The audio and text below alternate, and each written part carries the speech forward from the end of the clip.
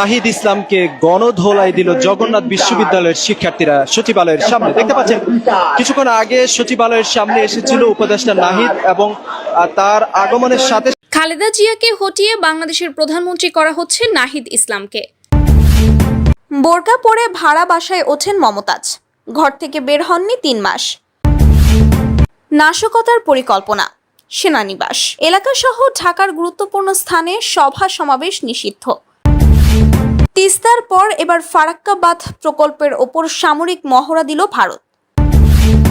বাংলাদেশের রাজনীতিতে এক নাটকীয় মোড়। দীর্ঘদিন পর বিএনপির রাজনীতি কিছুটা সচল হতেই আবারও শুরু হয়েছে ভাঙন, অভ্যন্তরীণ দ্বন্দ্ব এবং নেতৃত্ব নিয়ে ব্যাপক বিতর্ক। তারই এক জটিল মুহূর্তে সামনে এলো একটি চমকপ্রদ ঘোষণা। জাতীয় নাগরিক পার্টির মুখ্য সমন্বয়ক নাহিদ ইসলামকে প্রধানমন্ত্রী হিসেবে সমর্থন দেওয়ার প্রস্তাব উঠেছে একটি বৃহৎ রাজনৈতিক জোট থেকে। এই অভাবনীয় রাজনৈতিক প্রেক্ষাপটে সাবেক প্রধানমন্ত্রী ও বিএনপির চেয়ারপারসন বেগম খালেদা জিয়াকে বিকল্পহীন নেতৃত্ব বলা হলেও এবার যেন সত্যিকারের অর্থেই সেই বিকল্প খুঁজে পেয়েছে বিরোধী জোটের কিছু সদস্য। বিগত কয়েক মাস ধরে দেশের রাজনীতি একটি স্থবির অবস্থার মধ্যে ছিল। আওয়ামী লীগ টানা 4র্থ মেয়াদে ক্ষমতায় এবং বিএনপি নেতৃত্বহীনতা ও মামলার বেড়াজালে আবদ্ধ। ঠিক এমন সময়েই রাজনৈতিক আকাশে হঠাৎ দেখা দেয় এক নতুন মুখ, নাহিদ ইসলাম। জাতীয় নাগরিক পার্টির হয়ে দীর্ঘদিন ধরেই মাঠে সক্রিয় ছিলেন এই উদ্যোক্তা এবং রাজনৈতিক কর্মী বটে। বিভিন্ন নাগরিক আন্দোলনে, দুর্নীতি বিরোধী প্রচারণায় এবং তরুণদের নিয়ে সংগঠনের মাধ্যমে তিনি ধীরে ধীরে জনপ্রিয়তা অর্জন করেন। সম্প্রতি ঢাকায় অনুষ্ঠিত এক উচ্চ পর্যায়ের বৈঠকে 14 দলের একটি অনানুষ্ঠানিক অংশ, বিএনপির কয়েকজন ভিন্ন মতাবলম্বী নেতা এবং কয়েকটি ক্ষুদ্র রাজনৈতিক দল একযোগে প্রধানমন্ত্রী হিসেবে নাহিদ ইসলামের নাম প্রস্তাব করেন। নাহিদ ইসলাম মূলত একজন সমাজকর্মী হিসেবে পরিচিত ছিলেন। ঢাকা বিশ্ববিদ্যালয়ে পড়াশোনার সময় থেকেই তিনি ছাত্র রাজনীতিতে যুক্ত হন। তবে কোনো প্রথাগত বড় রাজনৈতিক দলে যোগ না দিয়ে গড়ে তোলেন একটি নিজস্ব সংগঠন, জাতীয় নাগরিক পার্টি। দলের মূল মন্ত্র ছিল দুর্নীতিমুক্ত, গণতান্ত্রিক ও তরুণ প্রধান নেতৃত্ব। জাতীয় নাগরিক পার্টির ব্যানারে তিনি দেশব্যাপী জনসংযোগ শুরু করেন। তার বক্তৃতায় উঠে আসে নতুন রাজনীতির আকাঙ্ক্ষা, পুরনো মুখের বাইরে গিয়ে নতুন নেতৃত্ব তৈরির আহ্বান। বিএনপির চেয়ারপারসন খালেদা জিয়া বয়সজনিত অসুস্থতা ও মামলার জটিলতায় দীর্ঘদিন ধরেই সক্রিয় রাজনীতি থেকে দূরে। যদিও তিনি এখনও দলের নমিনাল প্রধান, কিন্তু বাস্তবিক রাজপথে তার অনুপস্থিতি এবং সিদ্ধান্তহীনতা নেতাকর্মীদের মধ্যে বিভ্রান্তি তৈরি করেছে। দলের তরুণ ও মধ্যমপন্থী নেতাদের অনেকেই চাচ্ছিলেন নতুন নেতৃত্ব, কিন্তু তার প্রতিপক্ষের ভয় এবং ইতিহাসের ভারে কোনো সিদ্ধান্ত নিতে পারছিলেন না। নাহিদ ইসলামের উত্থান তাই অনেকের চোখে এক রাজনৈতিক অক্সিজেন। বিশেষ করে বিএনপি ও জাতীয় ঐক্যফ্রন্টের কিছু অংশ মনে করছেন নাহিদ ইসলাম দলীয় রাজনীতির বাইরে থেকেও গণমানুষের পছন্দসই মুখ হয়ে উঠেছেন। বিশ্বস্ত সূত্র জানায় 15 মে রাতে রাজধানীর গুলশানের একটি হোটেলে বিএনপির বিদ্রোহী অংশ, জাতীয় ঐক্যফ্রন্টের কিছু নেতা এবং জাতীয় নাগরিক পার্টির প্রতিনিধিদের নিয়ে একটি গোপন বৈঠক অনুষ্ঠিত হয়। সেই বৈঠকে মূল আলোচ্য বিষয় ছিল নির্বাচনের আগে একটি সার্বজনীন গ্রহণযোগ্য নেতা খুঁজে বের করা। একাধিক নাম আলোচিত হয়, যার মধ্যে ডক্টর কামাল হোসেন, মাহমুদুর রহমান মান্না, এমনকি সাবেক সেনাপ্রধানের নামও ছিল। কিন্তু শেষ পর্যন্ত নাহিদ ইসলামকে তরুণ প্রজন্মের প্রতীক আখ্যা দিয়ে তাকেই সাময়িক প্রধানমন্ত্রী হিসেবে সমর্থনের সিদ্ধান্ত নেওয়া হয়। সরকার পক্ষ এই পুরো বিষয়টাকে প্রোপাগান্ডা এবং রাজনৈতিক বিভ্রান্তি ছড়ানোর অপচেষ্টা হিসেবে আখ্যায়িত করেছে। সংবাদ মাধ্যমের পক্ষ থেকে প্রতিক্রিয়া জানতে চাইলে নাহিদ ইসলাম সরাসরি প্রধানমন্ত্রী হওয়ার প্রস্তাব নিয়ে কিছু বলতে অস্বীকৃতি জানান। তবে তিনি বলেন, আমি দেশ ও মানুষের জন্য কাজ করছি। যদি ভবিষ্যতে জনগণ আমাকে দায়িত্ব দেয় আমি প্রস্তুত, তবে এখনই এই নিয়ে মাতামাতি না করাই ভালো। এই কৌশলী বক্তব্য রাজনৈতিক অঙ্গনে নতুন বিতর্কের জন্ম দিয়েছে। তাহলে কি সত্যিই কোনো অঘটনের অপেক্ষায় আছেন নাহিদ? আন্তর্জাতিক মহলে এই সংবাদ এখনো আনুষ্ঠানিকভাবে আলোচিত না হলেও কিছু বিশ্লেষণধর্মী মিডিয়া বিষয়টিকে নজরে এনেছে। একাধিক কূটনৈতিক মহল মনে করছে বাংলাদেশের রাজনীতিতে নতুন প্লেয়ার উঠিয়ে আনতে আন্তর্জাতিক চাপ ও প্রভাব থাকাও অসম্ভব নয়। যদিও এই খবরের অনেকটাই এখনো গুঞ্জন ও গোপন কূটনীতির স্তরে অবস্থান করছে, তবে একথা নিশ্চিত যে বাংলাদেশের রাজনীতিতে নতুন এক অধ্যায়ের সূচনা হয়েছে। নাহিদ ইসলাম নামটি এখন আর শুধু নাগরিক সমাজের প্রতিনিধি নয়, এটি এখন একটি সম্ভাব্য রাজনৈতিক প্রতীক। ভবিষ্যতে সেটি কতটা বাস্তব হয়ে উঠবে তা সময়ই বলে দেবে। সরকার পরিবর্তনের প্রায় 10 মাস পর মমতাজ গ্রেফতার হওয়ায় রাজনৈতিক ও জনমনে প্রশ্ন উঠেছে, এতদিন তিনি কোথায় ছিলেন, কিভাবে আত্মগোপনে ছিলেন এই সাবেক সংসদ সদস্য?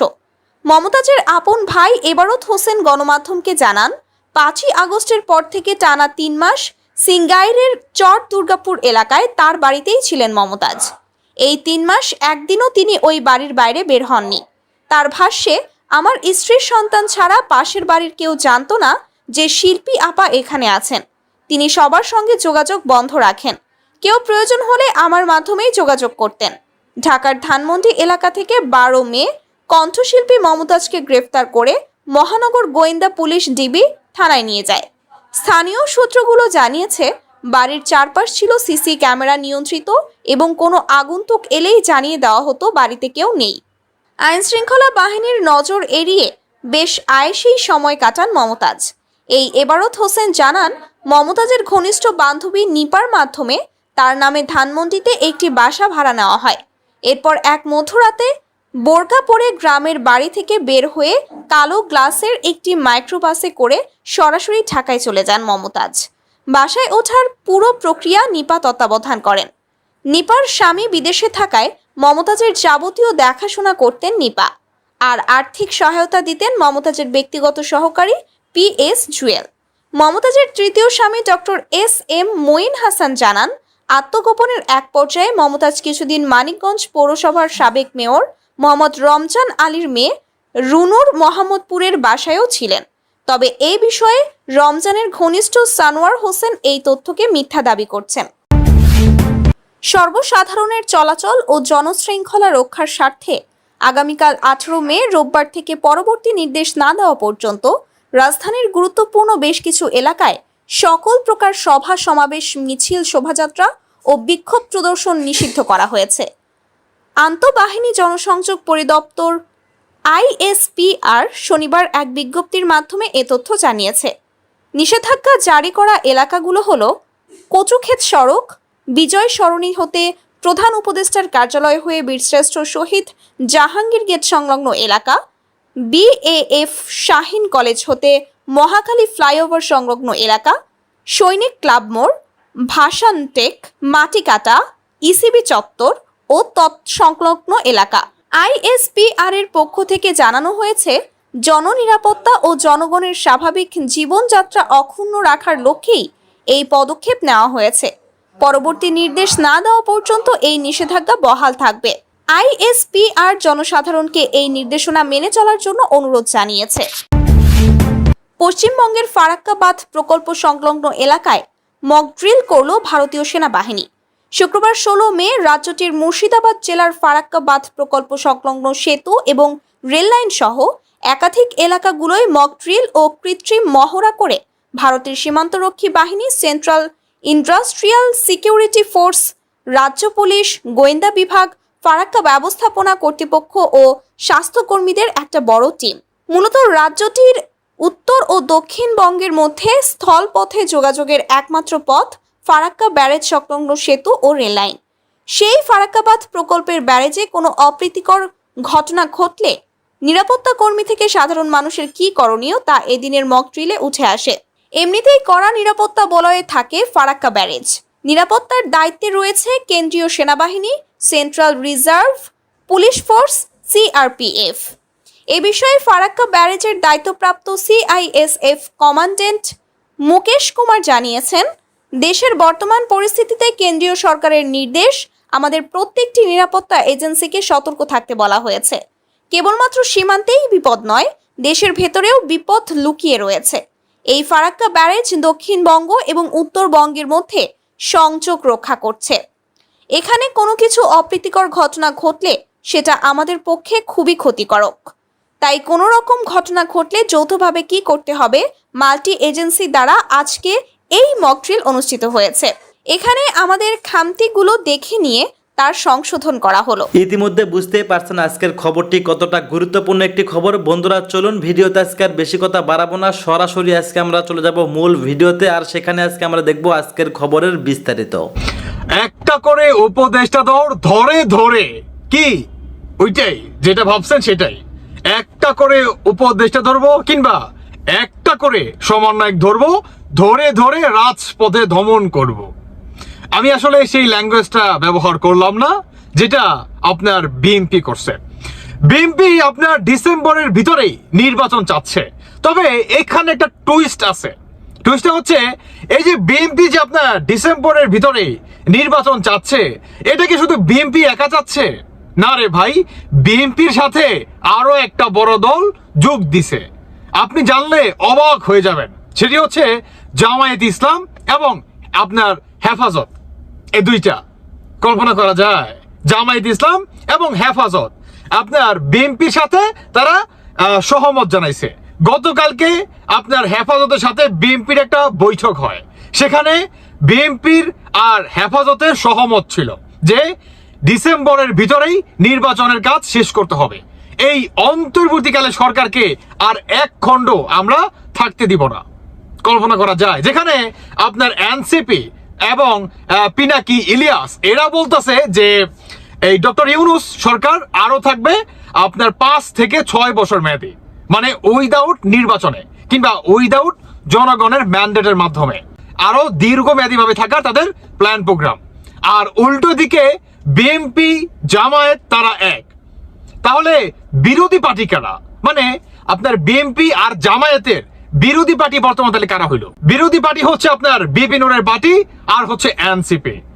এখন আপনার বিএনপির যে ঘোষণা এবং কি বলে জামায়াত ইসলাম, তারপর হচ্ছে আপনার হেফাজত ইসলাম, মানে এদের বক্তব্য হচ্ছে ডিসেম্বরের ভিতরে আপনার অন্তর্বর্তীকালে সরকার যদি নির্বাচনের এই কাজটা যদি তারা স্বয়ং সম্পূর্ণভাবে জনগণের মাধ্যমে না করে তাহলে আমরা রাজপথে নামবো।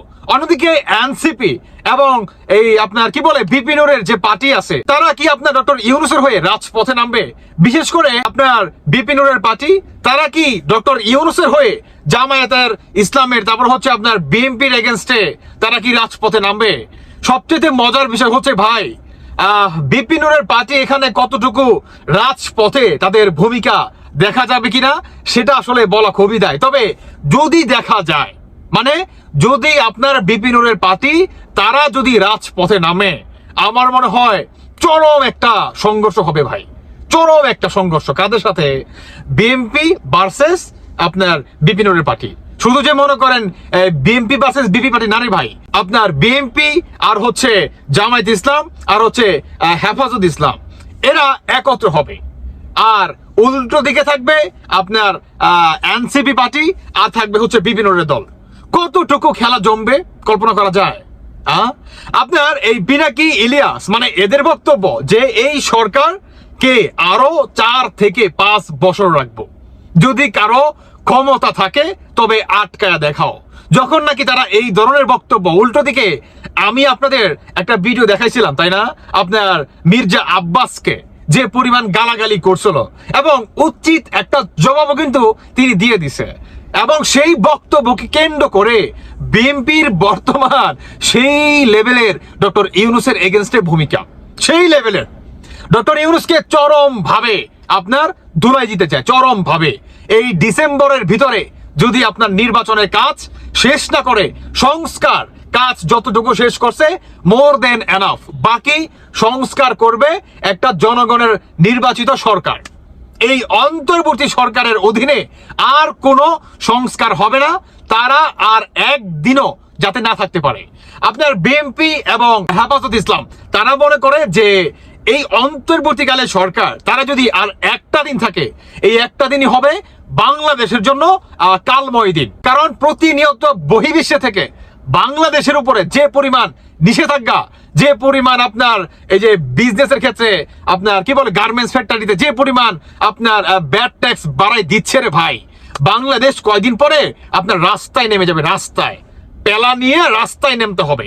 এই রাস্তায় যাতে না নামতে হয় এটার এগেনস্টেই বর্তমান আপনার বিএনপি আর হচ্ছে হেফাজত ইসলাম একত্র হয়ে রাজপথে নামার ঘোষণা। এই ডক্টর ইউনূস উপদেষ্টা সমন্বয়ক যে বাজার আছে, একটা করে সমন্বয়ক ধরবো, একটা করে উপদেষ্টা ধরবো, ধরে ধরে কি ফিনিশ করবো। যেটা বললাম আমি মুখে আনলাম না ভাই, এগুলো আসলে ইউটিউবের ভিতরে মুখে আনা যায় না, অনেক আসলে প্রবলেম হয়, ঠিক আছে, যে কারণে। তো যাই হোক, খেলা বর্তমান জমে ক্ষীর। আপনার বিএনপি, তারপরে হেফাজত ইসলাম, আর অপোজিট সাইডে হচ্ছে আপনার জাতীয় কি বলে ওই নাগরিক পার্টি, আর ওই যে সমন্বয়ক, আর আপনার বিভিন্ন যে যারা আছে, দুই গ্রুপ আর হচ্ছে দুই গ্রুপ, খেলা জমবে। আমার মনে হয় কি ভাই, হেফাজত ইসলাম যদি নাও নামে আপনার বিএনপির সাথে, কিংবা বিএনপি যদি নামে, এদের খুঁজে পাওয়া যাবে না রাজপথে। আর যদি বিভিন্ন দল সংঘর্ষে লিপ্ত হয়ে যায় আপনার বিএনপির সাথে, তাহলে খবর আছে বিপিনুরের, একে খুঁজেও পাওয়া যাবে না, একে খুঁজেও পাওয়া যাবে না। অনেকেই বলবেন যে তুষার ভাই এই বিপিনুরকে বিপিনুর কেন বলেন? ভাই ওনাকে কি বলবো, ওনাকে বলবো কি, সবাই তো ওনাকে বিপিনুর বলে চিনে। আমি চেনার সুবিধার্থে ওনাকে এখন পর্যন্ত বিপিনুরই বললাম, যদিও তিনি সাবেক বিপি। যাই হোক, অটাবার দর্শক বন্ধুরা, তবে খেলা জমে ক্ষীর। দর্শক, আপনি জানেন কি শেখ হাসিনার বাসভবন সুধা সদনের বর্তমান পরিস্থিতি কি? গত 5ই ফেব্রুয়ারি রাতে যখন ধানমন্ডি 32 ভাঙচুর করা হলো, তার পরপরই শেখ হাসিনার বাসভবনে অগ্নিসংযোগ করা হয়েছে। কিন্তু আজ এখন সেই বাসভবন কি পরিস্থিতিতে রয়েছে, সেখানে কি কি কর্মকাণ্ড চলছে এবং আইন শৃঙ্খলা রক্ষাকারী বাহিনী সেখানে কি অবস্থান নিয়েছে, এ বিষয়ে আপনার কি কোনো ধারণা আছে? যদি না থাকে তাহলে আজকের এই প্রতিবেদনে আপনি একেবারে সরেজমিনে দেখতে পাবেন বর্তমানে শেখ হাসিনার বাসভবন সুধা সদনের পরিণতি কি হয়েছে, এবং এরই সাথে সরেজমিনে আরও একটি বিষয় আপনি জানতে পারবেন যে বর্তমান দেশে আইন শৃঙ্খলা রক্ষাকারী বাহিনী কাদেরকে প্রোটেক্ট করছে, কাদের হয়ে কাজ করছে, এবং সর্বসাধারণের জন্য এই আইন শৃঙ্খলা রক্ষাকারী বাহিনীরা ঠিক কী পরিষেবা দিচ্ছে। আসুন আপনাদেরকে একটু নিয়ে যাই শেখ হাসিনার বাসভবনের দিকে, এবং ওই এলাকার মানুষজন কি বলছে সেই গল্পগুলোও আপনাদেরকে একটু শোনানোর চেষ্টা করব। দর্শক, সোজা ভাষায় বলতে হলে শেখ হাসিনার বাসভবন সুধা সদন এখন পরিত্যক্ত তো রয়েছেই, এখন এই নজরদারির অভাবে বাড়িটি এখন অপরাধের স্বর্গরাজ্যে পরিণত হয়েছে। গত 5ই ফেব্রুয়ারির রাতে ধানমন্ডি 32 ভাঙচুর ও অগ্নিসংযোগের পর ধানমন্ডি 5-এতে অবস্থিত শেখ হাসিনার বাড়িটিও পুড়িয়ে দেওয়া হয়েছে, আমরা জানি। তো এই ঘটনার পর থেকে বাড়িটি পরিত্যক্ত অবস্থায় রয়েছে। তবে বর্তমানে পরিত্যক্ত থাকলেও বর্তমানে এটি এখন মাদকসেবী ও কিশোর গ্যাংদের আখড়ায় পরিণত হয়েছে, যা আশপাশের বাসিন্দাদের মধ্যে উদ্বেগ ও আতঙ্ক তৈরি করছে। সম্ভবতই আপনার মনে একটা প্রশ্ন আসছে যে এত গুরুত্বপূর্ণ একটা জায়গা, সেটা ভাঙচুর করে অগ্নিসংযোগ করা হয়েছে, যার জন্য পরিত্যক্ত অবস্থায় রয়েছে, কিন্তু সেখানে এরকম অবৈধ কার্যক্রম পরিচালিত হচ্ছে এরকম একটি গুরুত্বপূর্ণ জায়গায়, তাহলে দেশের আইন শৃঙ্খলা রক্ষাকারী বাহিনীরা ঠিক কী করছে? তারা কেন নজরদারি চালাচ্ছে না? ওই বাড়িতে নিয়মিত নাকি এখন মাদক সেবন সহ বিভিন্ন ধরনের অপরাধ ও অনৈতিক কার্যকলাপ চলছে, আর এতে শুধু আশপাশের বাসিন্দারাই নয়, পাশের সড়ক দিয়ে চলাচলকারী সাধারণ মানুষ তারাও নিরাপত্তাহীনতায় ভুগছেন। সুতরাং বুঝে দেখুন এই সুধা সদনের পরিণতি এই আইন শৃঙ্খলা রক্ষাকারীর বাহিনীদের জন্যই আজ কি অবস্থায় চলে গিয়েছে। আশপাশের মানুষজন ভীত সন্ত্রস্ত, এবং ওই বাড়ির পাশ দিয়ে চলাফেরা করা রাস্তার মানুষও ভীত সন্ত্রস্ত। এখন সরেজমিনে দেখা যাচ্ছে যে ধানমন্ডির ওই 4তলা বাড়িটি এখন পুরোপুরি ভগ্নাদশায় পরিণত হয়েছে। বাড়িটির প্রতিটি তালায় আড্ডায় মেতেছে 14 থেকে 16 বছর বয়সী কিশোরদের দল, যাদের অধিকাংশই মাদকসেবী। সেখানে কয়েকজন প্রাপ্তবয়স্ককেও প্রকাশ্যে মাদক সেবন করতে দেখা যায়।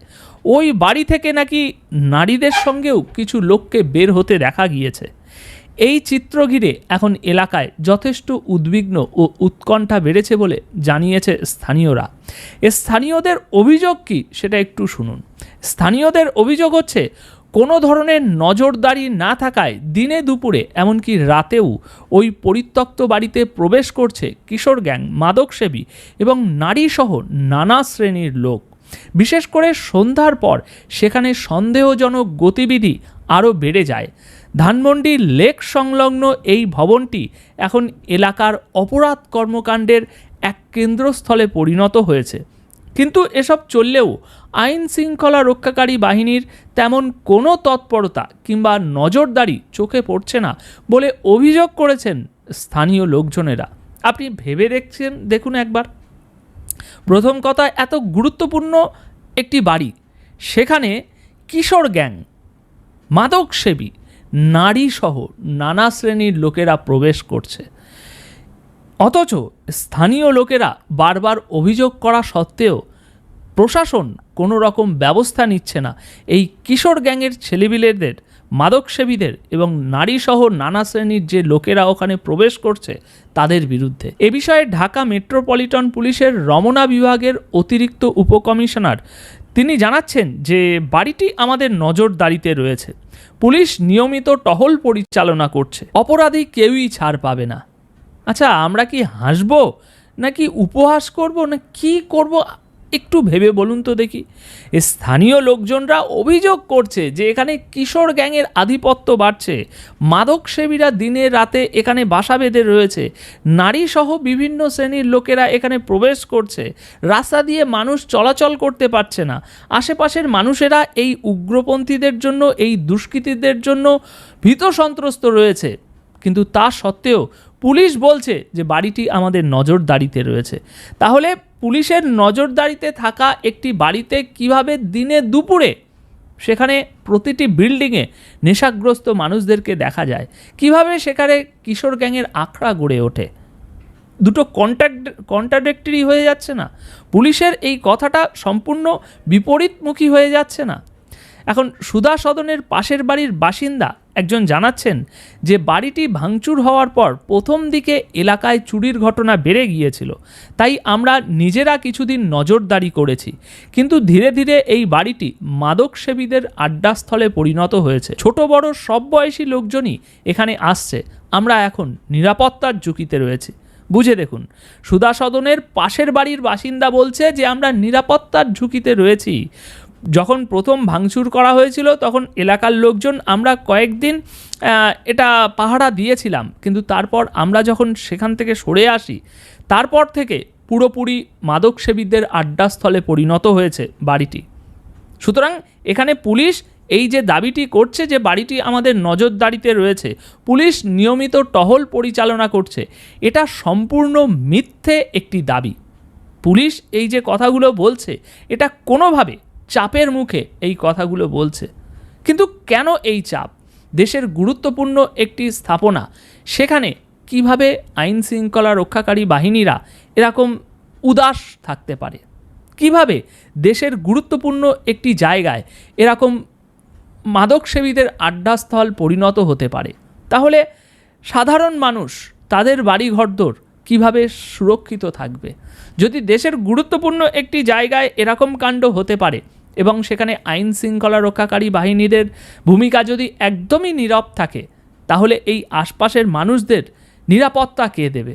কারণ তার পাশের বাড়ির একজন বাসিন্দাই জানাচ্ছে তিনি নিরাপত্তা ঝুঁকিতে রয়েছে, অথচ দেশের আইন শৃঙ্খলা রক্ষাকারী বাহিনী, প্রশাসন সম্পূর্ণ নিশ্চুপ। তারা কাদের হয়ে কাজ করছে? তারা কাদেরকে প্রোটেকশন দিচ্ছে? সর্বসাধারণকে নাকি বিশেষ একটি শ্রেণীর মানুষদের? সর্বসাধারণকে নয়। দর্শক, এ বিষয়ে আপনাদের মতামত কি মনে হচ্ছে এই সমস্ত কিছু শোনার পর? আপনার বিবেক বোধ কি বলছে? কমেন্ট বক্সে অবশ্যই আপনাদের মতামত রেখে যাবেন। আসসালামু আলাইকুম। অধ্যাপক ডক্টর মোহাম্মদ ইউনূস অঢেল অর্থ বিদেশে পাচার করেছেন এবং হাজার হাজার কোটি টাকার কর ফাঁকি দিয়েছেন। যখন কিনা তিনি নিজেই সরকার প্রধান, তখন এই মুহূর্তে যে অস্থির সময় বিরাজ করছে এবং গণমাধ্যমও নানানভাবে রোশন আলো পড়ছে, তখন এই সংক্রান্ত এমন একটি ভয়ঙ্কর রিপোর্ট বাংলাদেশ প্রতিদিন কেন প্রকাশ করলো, কী উদ্দেশ্যে প্রকাশ করলো, তা নিয়ে নানান ধরনের প্রশ্ন উঠতেই পারে। আর বাংলাদেশ প্রতিদিনও যেই গ্রুপের, বসুন্ধরা গ্রুপের, তাদের সম্বন্ধ তো আমরা কম বেশি জানি। তবে যতই জানি না কেন, ডক্টর মোহাম্মদ ইউনূসের বিরুদ্ধে যে রিপোর্টটি প্রকাশিত হয়েছে এটিকে আমরা একেবারে উড়িয়ে দিতে পারি না। তার বিরুদ্ধে এ ধরনের অভিযোগ দীর্ঘদিনের এবং এ সংক্রান্ত একাধিক মামলা তো দায়ের হয়েছে, যদিও সবগুলো থেকে তিনি অব্যাহতি পেয়েছেন। সেই জায়গা থেকে যদি বলতে হয় যে 1997 সালে যখন গ্রামীণ টেলিকমের নামে একটি তিনি লাইসেন্স নিয়েছিলেন গ্রামীণ ফোনের, তখন তিনি শর্ত দিয়েছিলেন যে এই প্রতিষ্ঠান থেকে তিনি কোনোভাবেই লাভবান হবেন না, এবং এর উদ্দেশ্য হচ্ছে গ্রামীণ জনগোষ্ঠীর দরিদ্র মানুষদেরকে স্বাবলম্বী করা, এবং সেই শর্তেই সরকার তাকে লাইসেন্স দিয়েছিল। কিন্তু ডক্টর মোহাম্মদ ইউনূস কী করলেন? শুধুমাত্র এর মাধ্যমে নিজের ভাগ্য পরিবর্তন করলেন এবং দেশের স্বার্থ জলাঞ্জলি দিয়ে বিদেশি প্রতিষ্ঠান নরওয়ের টেলিনরকে তিনি শেয়ার হোল্ডার হিসেবে নিলেন, অধিকাংশ শেয়ার তাদের কাছে হস্তান্তর করলেন। এখন এই যে রিপোর্টটি, সেই রিপোর্টে বলা হচ্ছে যে শুধুমাত্র গ্রামীণ টেলিকম থেকেই গত 26 বছরে ডক্টর মোহাম্মদ ইউনূস 1000 কোটি টাকা কর ফাঁকি দিয়েছেন। বাংলাদেশ প্রতিদিন বলছে, আমি একটু হুবহু বলি, যে সংশ্লিষ্ট সূত্রগুলো জানাচ্ছে ডক্টর ইউনূস দেশের অলাভজনক প্রতিষ্ঠান গ্রামীণ টেলিকম থেকে হাজার হাজার কোটি টাকা কয়েক হাত ঘুরে সামাজিক ব্যবসার নামে বিদেশে পাচার করেছেন। শ্রমিক কর্মচারীদের ন্যায্য অধিকার কেড়ে নেওয়ার জন্য আদালতে বিচারাধীন মামলার রায় নিজের পক্ষে নিতে বিচারক সহ দেশের গুরুত্বপূর্ণ বা ব্যক্তিদের ঘুষ দেওয়ার জন্য একটি দালাল চক্রের সঙ্গেও চুক্তি করেন। আর ডক্টর ইউনূসের এইসব অর্থ পাচার, দুর্নীতি ও অন্যান্য অপরাধমূলক কর্মকাণ্ড দালালিকভাবে প্রমাণিত হয়েছে। এবার তার বিস্ময়কর কর ফাঁকির অপরাধের ঘটনা সবাইকে হতবাক করেছে। কর ফাঁকির ব্যাপকতা, গভীরতা ও অপরাধের অভিনবতা বিবেচনায় এটি বাংলাদেশের ইতিহাসের সবচেয়ে বড় কর ফাঁকির ঘটনা হিসেবে চিহ্নিত হয়ে থাকবে। এবং যেটি জানা যাচ্ছে যে গ্রামীণ টেলিকম বর্তমানে গ্রামীণ ফোনের 34.20% শেয়ারের অংশীদার, যার মাধ্যমে গ্রামীণ টেলিকম প্রতি বছর গ্রামীণ ফোন থেকে 1000 কোটি টাকার উপরে ডিভিডেন্ড পায়, লভ্যাংশ হিসেবে যেটি পেয়ে থাকে। এবং যেটি কোম্পানি আইন রয়েছে, সেই কোম্পানি আইনের 28 ধারায় বলা হচ্ছে যে এই ধরনের অলাভজনক কোম্পানির কোনো ধরনের শেয়ার মূলধন নেই, কোনো ব্যক্তি মালিকানা নেই, আইন অনুযায়ী এর কোনো ডিভিডেন্ড অন্য কোনো ব্যক্তি বা প্রতিষ্ঠানে হস্তান্তরের সুযোগ নেই। অথচ ডক্টর মোহাম্মদ ইউনূস প্রতি বছর গ্রামীণ টেলিকমের 1000 কোটি টাকার উপরে ডিভিডেন্ড সম্পূর্ণ বেআইনিভাবে কয়েক হাত ঘুরিয়ে সামাজিক ব্যবসার নামে বিদেশে পাচার করে আত্মসাৎ করেছেন। কোম্পানি আইন 1994-এর 28 এবং 29 ধারার বিধান উল্লেখ করে এখানে বলা হচ্ছে যে এই দুটি বিধান লঙ্ঘন করে গ্রামীণ ফোন লিমিটেড থেকে গ্রামীণ কল্যাণ, যেটি আরও একটি প্রতিষ্ঠান গ্রামীণ ব্যাংকের, সেই গ্রামীণ কল্যাণকে তারা লভ্যাংশ আয়ের 42.6% বিতরণ করে আসছে, যদিও গ্রামীণ কল্যাণ গ্রামীণ ফোন লিমিটেডের শেয়ার হোল্ডার নয়। এটা তো সব গ্রামীণ ব্যাংকের অঙ্গ প্রতিষ্ঠান, এমনটাই বলা যেতে পারে। এবং আইন অনুযায়ী গ্রামীণ টেলিকমের সমগ্র লভ্যাংশ আয়কে এর আয় হিসেবে, মূল আয় হিসেবেই দেখাতে হবে, অন্য কারোর আয় হিসেবে দেখানোর কোনো সুযোগ নেই। সেই অনুযায়ী বাংলাদেশ প্রতিদিন বলছে যে সংশ্লিষ্ট আর্থিক বছরের জন্য প্রযোজ্য কর্পোরেট হারে কর দিতে হবে, কিন্তু তাদের নিরীক্ষিত হিসাব পর্যালোচনা করলে দেখা যায় তারা গ্রামীণ টেলিকম থেকে গ্রামীণ কল্যাণকে তাদের লভ্যাংশ আয়ের প্রায় অর্ধেক প্রদান করেছে শুধুমাত্র অগ্রিম আয়কর, অ্যাডভান্স ইনকাম ট্যাক্স AIT 10 থেকে 20% হারে। অথচ আইন অনুযায়ী তাদের জন্য প্রযোজ্য কর্পোরেট করের হার 35% থেকে 37.5%। এই যে দুটির মধ্যে গ্যাপ, যে কর্পোরেট রেট এবং ডিভিডেন্ড ট্যাক্সের যে পার্থক্য, সেখান থেকে যে কর ফাঁকি প্রায় 20% বা 15%, যাই বলি না কেন আমরা, সেখান থেকেই এই কর ফাঁকির বিষয়টি সহজেই চোখে পড়ে। বাংলাদেশ প্রতিদিন বলছে যে গ্রামীণ টেলিকম শুরু থেকে যে কর ফাঁকি দিয়েছে সেগুলো যোগ করলে এর পরিমাণ দাঁড়ায় প্রায় 1000 কোটি টাকা। এই কর ফাঁকির হিসাব শুধু গ্রামীণ টেলিকমের, ডক্টর ইউনূস নিয়ন্ত্রিত অন্যান্য কোম্পানি এবং যে প্রতিষ্ঠানগুলো রয়েছে এবং তার ব্যক্তিগত আয়করের ক্ষেত্রেও ব্যাপকভাবে কর ফাঁকির ঘটনা অনেকটা স্বাভাবিক নিয়মের মতোই বহু বছর ধরে ঘটছে। এখানে আরও বলা হচ্ছে যে ডক্টর ইউনূস নিয়ন্ত্রিত অন্যান্য প্রতিষ্ঠানগুলোর কর ফাঁকির ঘটনাগুলো হিসাব করলে এর পরিমাণ দাঁড়াবে বিশাল অঙ্কের গ্রামীণ টেলিকমের ২৬ বছরের যে কার্যক্রম, সেই ২৬ বছরের কার্যক্রমে হিসাব ধরলে প্রায় ১,০০০ কোটি টাকার কর ফাঁকি দেওয়া হয়েছে। আরও নানান ধরনের হিসাবের মধ্যে রয়েছে এবং এখানে বলা হচ্ছে যে এটি লক্ষণীয়, ডক্টর ইউনূস তার কর ফাঁকির বিষয়গুলো ধামাচাপা দিতে দেশের আদালতে বেশ কিছু মামলা ও রিট পিটিশন দায়ের করে রেখেছেন। এসব মামলা ও রিটের উদ্দেশ্য হচ্ছে কর ফাঁকি সংক্রান্ত বিষয়ে ডক্টর ইউনূস সুবিধা পাওয়া। এ কথা তো সত্য যে এর আগে আমি নিজেই মন্তব্য করেছি যে পৃথিবীর আর কোনো রাষ্ট্রপ্রধান বা সরকার প্রধানকে পাওয়া যাবে না ডক্টর ইউনূসের মতন, যিনি ক্ষমতায় এসে 10 মাসে যে পরিমাণ ব্যক্তিগত স্বার্থ সিদ্ধি করেছেন একেবারে নজিরবিহীন। এরকম হিসাব আমরা আগেও দিয়েছি। শুধু একটু মনে করিয়ে দিই, গ্রামীণ ফোনের ক্ষেত্রেই কিংবা গ্রামীণ ব্যাংক বা গ্রামীণ টেলিকমের ক্ষেত্রেই, যেমন গ্রামীণ কল্যাণের কাছে জাতীয় রাজস্ব বোর্ড NBR এর 666 কোটি টাকা পাওনা ছিল। সেটি যে হাইকোর্টে মামলা চলছিল ডক্টর মোহাম্মদ ইউনূস সরকার প্রধান হওয়ার পরে, আদালতে সব প্রণোদিত হয়ে মামলা প্রত্যাহার করে নিয়েছে। আবার যেমন ধরুন গ্রামীণ ব্যাংকের সরকারের যে মালিকানা ছিল, যে পার্সেন্টেজ ছিল, সেটি কমিয়ে 10% নামিয়ে আনা হয়েছে, আগে ছিল 25%। আর গ্রামীণ ব্যাংকে আগামী 5 বছর কোনো ট্যাক্স দিতে হবে না, কর দিতে হবে না, কর অব্যাহতির সুবিধা নিয়েছে আগামী 2029 সাল পর্যন্ত। এই যে আমরা এটাকে কিভাবে মন্তব্য করব, কোনো ধরনের বাধা ছাড়া, কোনো ধরনের সমালোচনা তোয়াক্কা না করে বা লাজ লজ্জার তোয়াক্কা না করে এই যে একের পর এক সুবিধা নিচ্ছেন, সেক্ষেত্রে বাংলাদেশ প্রতিদিনের এই রিপোর্টটি, যেটি প্রথমে বলছিলাম, আমরা একেবারে উড়িয়ে দিতে পারি না।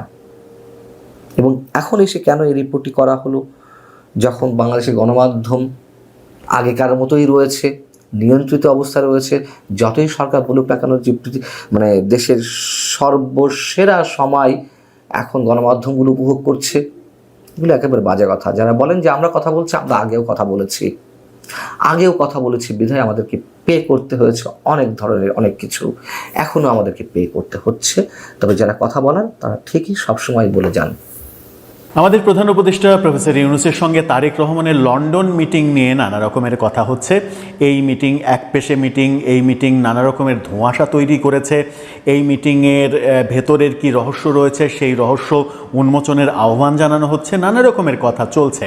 এই মিটিং থেকে আদৌ কোনো সমাধান আসলো কিনা, নাকি বিএনপি সরকারের কৌশলগত অবস্থানের কারণে এক ধরনের পরাজয় বরণ করলো, ফেব্রুয়ারিতে নির্বাচনের ব্যাপারটা সত্য নাকি এক ধরনের মূলা ঝোলানো হলো, এরকম নানা আলোচনা অনেকে করছেন। কখনো গণমাধ্যমে আলোচনা হচ্ছে, কখনো টকশোতে আলোচনা হচ্ছে, কখনো সামাজিক যোগাযোগ মাধ্যমে লেখালেখি হচ্ছে।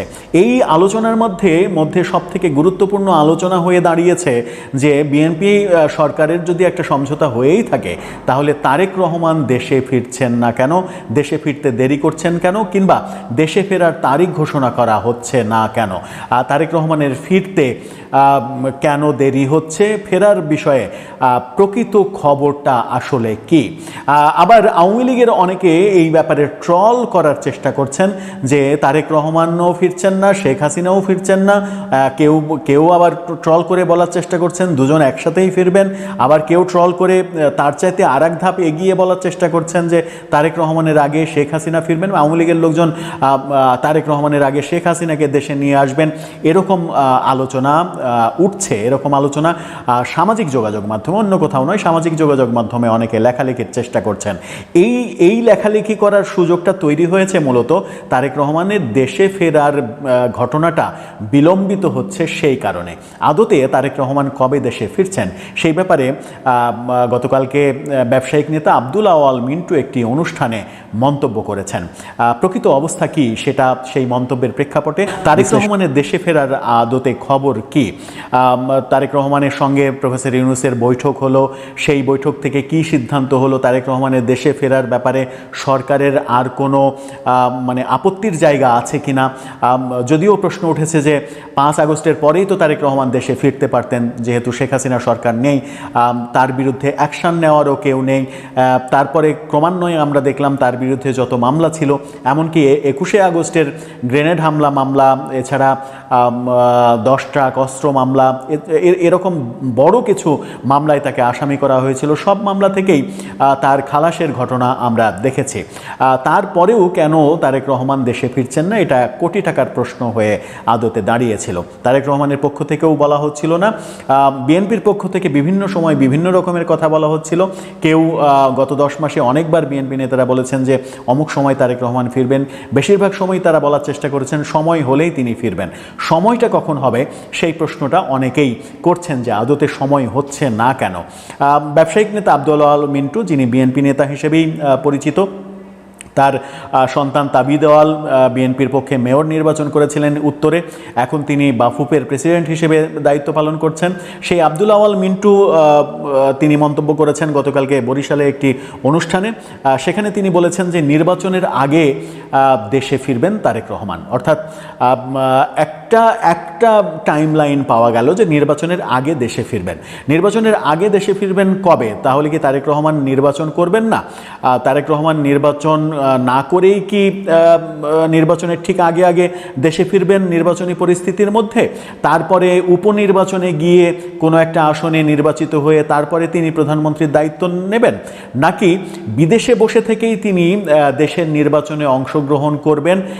অংশগ্রহণ নিশ্চিত হওয়ার পরে যখন নির্বাচনী ডামাডোল শুরু হবে ঠিক নির্বাচনের আগ মুহূর্তে ফিরবেন, নাকি নির্বাচন শেষ হয়ে বিএনপির জয়লাভ নিশ্চিত হওয়ার পরে তিনি ফিরবেন, লন্ডন থেকেই তিনি নির্বাচনে অংশ নেবেন? অনেক প্রশ্ন কিন্তু সামনে এসে যায়।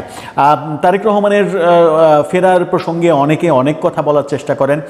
যেমন অনেকে বলার চেষ্টা করেন সরকার 21শে আগস্ট গ্রেনেড মামলার যে আপিল, সেই আপিলের অনুমতি পেয়েছে, সুতরাং সেটা একটা প্রতিবন্ধকতা হতে পারে। সরকার ইচ্ছা করলে একটা প্রতিবন্ধকতা তৈরি করতে পারে তারেক রহমানের বিরুদ্ধে। কিন্তু সরকারের সঙ্গে যখন বৈঠক হলো লন্ডনে, 1-to-1 বৈঠক হলো, নিশ্চয়ই 1-to-1 বৈঠকে একটা সমঝোতা হয়েছে। সমঝোতা যদি না হতো তাহলে তারেক রহমানকে এত হাস্যোজ্জ্বলভাবে বৈঠক থেকে বেরিয়ে আসতে দেখা যেত না, প্রফেসর ইউনূসকেও এত হাস্যোজ্জ্বল দেখা যেত না। তার মানে দুই পক্ষই উইন উইন সিচুয়েশনে 1-to-1 মিটিং শেষ করেছেন। সেখানে নিশ্চিত করেই তার দেশে ফেরার বিষয়টি আলোচিত হয়েছে। কিন্তু 1-to-1 মিটিংয়ে কী হয়েছে, কী আলোচনা হয়েছে, সেই ব্যাপারে কিন্তু বিএনপি নেতারাও এখনও ধোঁয়াশার মধ্যে রয়েছেন। তারা স্বীকার করেছেন যে তারা এই ব্যাপারে তেমন কিছু জানেন না। স্থায়ী কমিটির মিটিংয়ে তারেক রহমান যখন পরিষ্কার করবেন তখন তারা বুঝতে পারবেন, তখন তারা সেটা নিয়ে মন্তব্য করবেন, কথা বলবেন। তার আগে পর্যন্ত তারা কথা বলতে পারছেন না। কিন্তু আব্দুল আওয়াল মিন্টু যখন বললেন যে নির্বাচনের আগে দেশে ফিরবেন, কিন্তু নির্বাচনের আগে কত আগে? নির্বাচনের তফসিল ঘোষণার আগে দেশে ফিরবেন?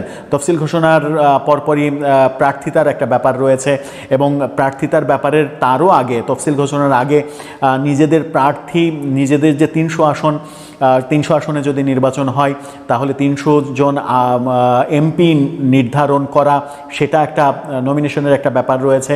দলের প্রধান হিসেবে তার সেই সময় দেশে থাকাটা খুব জরুরি, নাকি তিনি বিদেশে থেকেই এই কার্যক্রম চালাবেন, বিদেশে থেকেই সব কিছু পরিচালনা করবেন জুমের মাধ্যমে, সেই প্রসঙ্গটা আলোচিত হচ্ছে। তার দেশে ফিরতে সমস্যাটা কোথায় সেটা নিয়েই আলোচনা অনেকে করছেন। অনেকে বলেন যে তারেক রহমান যখন চলে যান, যে সময় 17 বছর আগে যখন তারেক রহমান ইংল্যান্ডে চলে যান, তখন বাংলাদেশ সেনাবাহিনীর কাছে একটা মুসলেকা দিয়ে গিয়েছিলেন। মুসলেকাতে কী লেখা ছিল সেটা এখন পর্যন্ত পরিষ্কার হয়নি, কিন্তু আমরা সংসদে সাবেক প্রধানমন্ত্রী শেখ হাসিনাকে এক সময় বলতে শুনেছিলাম, তিনি বলেছেন যে তারেক রহমান সেনাবাহিনীর কাছে আর জীবনে রাজনীতি করবেন না, এরকম মুসলেকা দিয়ে চলে গেছেন। এই আলোচনা আলোচনাটা সামনে নিয়ে এসে অনেকে বলার চেষ্টা করেন যে তারেক রহমানের সঙ্গে সেনাবাহিনীর সম্পর্ক আগের চাইতে ভালো হয়েছে কিনা, সেটাও একটা বড় বিষয়। তখন যারা সেনাবাহিনীর জুনিয়র সদস্য ছিলেন তারা এখন সেনাবাহিনীর উচ্চপদস্থ কর্মকর্তা হয়েছেন, সেই ক্ষেত্রেও একটা বাধা আছে কিনা, সেনাবাহিনীর সঙ্গে বিএনপির সম্পর্কের উন্নতি হয়েছে কিনা, তারেক রহমানের সম্পর্কের উন্নতি হয়েছে কিনা, এই ব্যাপারগুলোও অনেকে আলোচনা করার চেষ্টা করেন। সব মিলিয়ে আমার মনে হয় যে বিএনপির স্বার্থেই, বিএনপির আগামীতে নির্বাচনে অংশগ্রহণ করা, আগামীতে দেশ পরিচালনা করা এবং দল হিসেবে বিএনপিকে সঠিক পথে রাখা। বিএনপি অনেকে তো আলোচনা করেন এবং এই আলোচনা চতুর্দিকে রয়েছেও যে বিএনপি 5 আগস্টের পরে নেতৃত্ব পর্যায়ে ঠিক থাকলেও তৃণমূল পর্যায়ে বিএনপি অনেক সময় ঠিক থাকেনি। দেশব্যাপী নানা রকমের অরাজকতার অভিযোগ বিএনপির বিরুদ্ধে রয়েছে। সেই কারণে বিএনপির নেতৃত্ব পর্যায় থেকে আবার বেশ কয়েক হাজার নেতাকর্মীকে সারা দেশে বহিষ্কারের ঘটনাও আমরা দেখেছি। চাঁদাবাজি, নির্যাতন, জুলুম, বিভিন্ন অভিযোগ তাদের বিরুদ্ধে উঠেছে। যখনই অভিযুক্ত কাউকে পাওয়া গেছে তখনই তার বিরুদ্ধে কিন্তু বিএনপির নেতৃস্থানীয় জায়গা থেকে অ্যাকশন নেওয়া হয়েছে। কিন্তু তারপরেও ব্যাপারগুলো থামানো যায়নি, এই আলোচনাও রয়েছে। অনেকে অভিযোগ করেন যে বিএনপিকে এই কর্মকাণ্ড থেকে বিএনপি তৃণমূলকে এখনও থামাতে পারছে না। থামাতে না পারার কারণ, পজিটিভ কারণ হিসেবে অনেকে আবার বলার চেষ্টা করেন যে আওয়ামী লীগ তার শাসনামলে তৃণমূল বিএনপির নেতাকর্মীদের ওপরে এত বেশি জুলুম করেছে, এত বেশি অন্যায় অত্যাচার করেছে, যার প্রতিশোধ 5 আগস্টের পরে বিএনপির তৃণমূলের নেতাকর্মীরা আওয়ামী লীগের ওপরে নিয়েছে। বাস্তবতা যেটাই হোক, প্রতিশোধের রাজনীতি কিংবা মবের রাজনীতি, প্রতিশোধ পরায়ণতা, এক দল ক্ষমতায় গেলে, ক্ষমতা থেকে চলে গেলে সেই দলকে শায়েস্তা করা, আবার আরেক দল ক্ষমতায় আসলে প্রতিপক্ষের উপরে ঝাঁপিয়ে পড়া, তারপরে যখন আবার ক্ষমতা থেকে চলে যাবে তার উপরে বর্তমান বিরোধী দল যারা রয়েছে তারা আক্রমণ করবে, প্রতি আক্রমণ করবে। এভাবেই কি দেশ চলবে? আমার মনে হয় যে এর থেকে বেরিয়ে আসা উচিত। একটা সুস্থ রাজনীতির পথে আমাদের আসতে হবে। সেটা কবে নাগাদ আমরা আসতে পারবো, সেটাই বড় প্রশ্ন। দর্শক, আপনার কি মনে হয় আদতে তারেক রহমান কবে নাগাদ ফিরবেন দেশে? আপনার মত? বিএনপি নাকি ক্ষমতা আসলে প্রফেসর ইউনূসকে রাষ্ট্রপতি বানাতে চায়, এই প্রস্তাব নাকি দিয়েছে। এ বিষয়ে নানান লেখালেখি হচ্ছে। যুক্তরাষ্ট্র প্রবাসী যিনি সম্প্রতি বাংলাদেশে এসেছেন অনেক বছর পর, সম্ভবত 9 বছর পর, এম রহমান মাসুম ভাই, আমাদের শ্রদ্ধেয় দূরদর্শী একজন বিশ্লেষক এবং অ্যাক্টিভিস্ট, তিনি তার ফেসবুকে লিখেছেন যে যদি এটা হয়ে থাকে তাহলে ভালো, তাহলে আওয়ামী লীগের রাজনীতি থাকবে না। কারণ বিএনপি তারা তাদের অস্তিত্বের জন্য, ক্ষমতা আসার জন্য প্রয়োজনে আওয়ামী লীগকে ডেকে আনবে, কিন্তু ইউনূসের সাথে কম্প্রোমাইজ করে কিংবা ইউনূসকে রাষ্ট্রপতি বানিয়ে যদি থাকে তাহলে ইউনূস তো আর আওয়ামী লীগকে আসতে দিবে না। অথবা ইউনূস বিএনপির সাথে কোনোভাবে অ্যাফিলিয়েটেড থাকলে আওয়ামী লীগের সাথে বিএনপির সমঝোতা হবে না। কারণ ইউনূস হচ্ছে রেড লাইন, ইউনূসকে আওয়ামী লীগ একদম টলারেট করতে পারবে না বা করবে না। এই জায়গায় যদি ইউনূসকে রাষ্ট্রপতি বানায় বিএনপি, যদিও এটা হবে কিনা আমি আসছি সেদিকে, তাহলে আওয়ামী লীগের রাজনীতি শেষ। সাংবাদিক ইলিয়াসও এই বিষয়ে লিখেছেন যে এটা খারাপ হয় না, একটু খোটা দিয়ে লিখেছেন। এখন এটা কেমন, কি আসলে কি ঘটেছে বা এটা হলে কেমন হয়, এটা হচ্ছে আমাদের বিশ্লেষণের সাবজেক্ট ম্যাটার। প্রথমে বলবো যে ইটস নট সার্টেন, এটা বিভিন্ন সোর্স বা সমর্থিত সূত্র বলছে যে বিএনপি প্রফেসর ইউনূসকে রাষ্ট্রপতি করার প্রস্তাব দিয়েছে। সত্য মিথ্যা বাদ দিয়ে যদি এটাকে সত্য ধরে নিই, প্রথমে যদি এটা সত্য হয়ে থাকে, এই সত্য হলে এই বিএনপির এই স্বপ্ন কোনোদিন পূরণ হবে না, সেই ঘটনা সত্য হলে ঘটে গেছে। কিভাবে? প্রফেসর ইউনূসকে রাষ্ট্রপতি বানাবে বিএনপি, আর এটা যদি প্রফেসর ইউনূস এই প্রস্তাবে রাজি হন তাহলে এটা নিশ্চিত যে একটা সমঝোতা হয়ে গিয়েছে। কি সমঝোতা? বিএনপিকে অবৈধভাবে ক্ষমতায় বসিয়ে দেবেন ইউনূস। এটা জনগণ কিছুতেই মানবে না। বিএনপিকে ক্ষমতায় বসিয়ে দেবে ইউনূস আর জনগণ আঙ্গুল চুষবে? নেভার। নির্বাচন হতে হবে সুষ্ঠু নির্বাচন, জনগণ যাকে ভোট দেয় সে ক্ষমতায় আসবে। আর আপনি আগে রাষ্ট্রপতি করার প্রস্তাব দিলেন সেটিং প্রধান উপদেষ্টাকে, এর অর্থ হচ্ছে আপনি অবৈধভাবে ক্ষমতা আসতে চান প্রধান উপদেষ্টার সাথে একটা সমঝোতার মাধ্যমে। তো এটা জনগণ বুঝে যাবে যদি এটা দৃশ্যমান হয় বা আসলে এটা ঘটে থাকে। এটা বুঝলে ইউনুসকে জনগণ মানবে। Already Shahiduzzaman professor Dhaka university তিনি বলেছেন, দেখেছেন না, আগে ইউনুসকে পূজা করতাম, এখন আস্থা হারিয়ে ফেলছি। ছাত্র প্রয়োজনে তোমরা প্রধান বিচারপতির কাছে যাও, ইউনুসের বিকল্প খুঁজো, ইউনুস গাদ্দারি করতে পারে। মানে এই কথাগুলো কেন এখানে সেট করলাম, এর অর্থ হচ্ছে যে জনগণ এটা কিছুতেই মানবে না।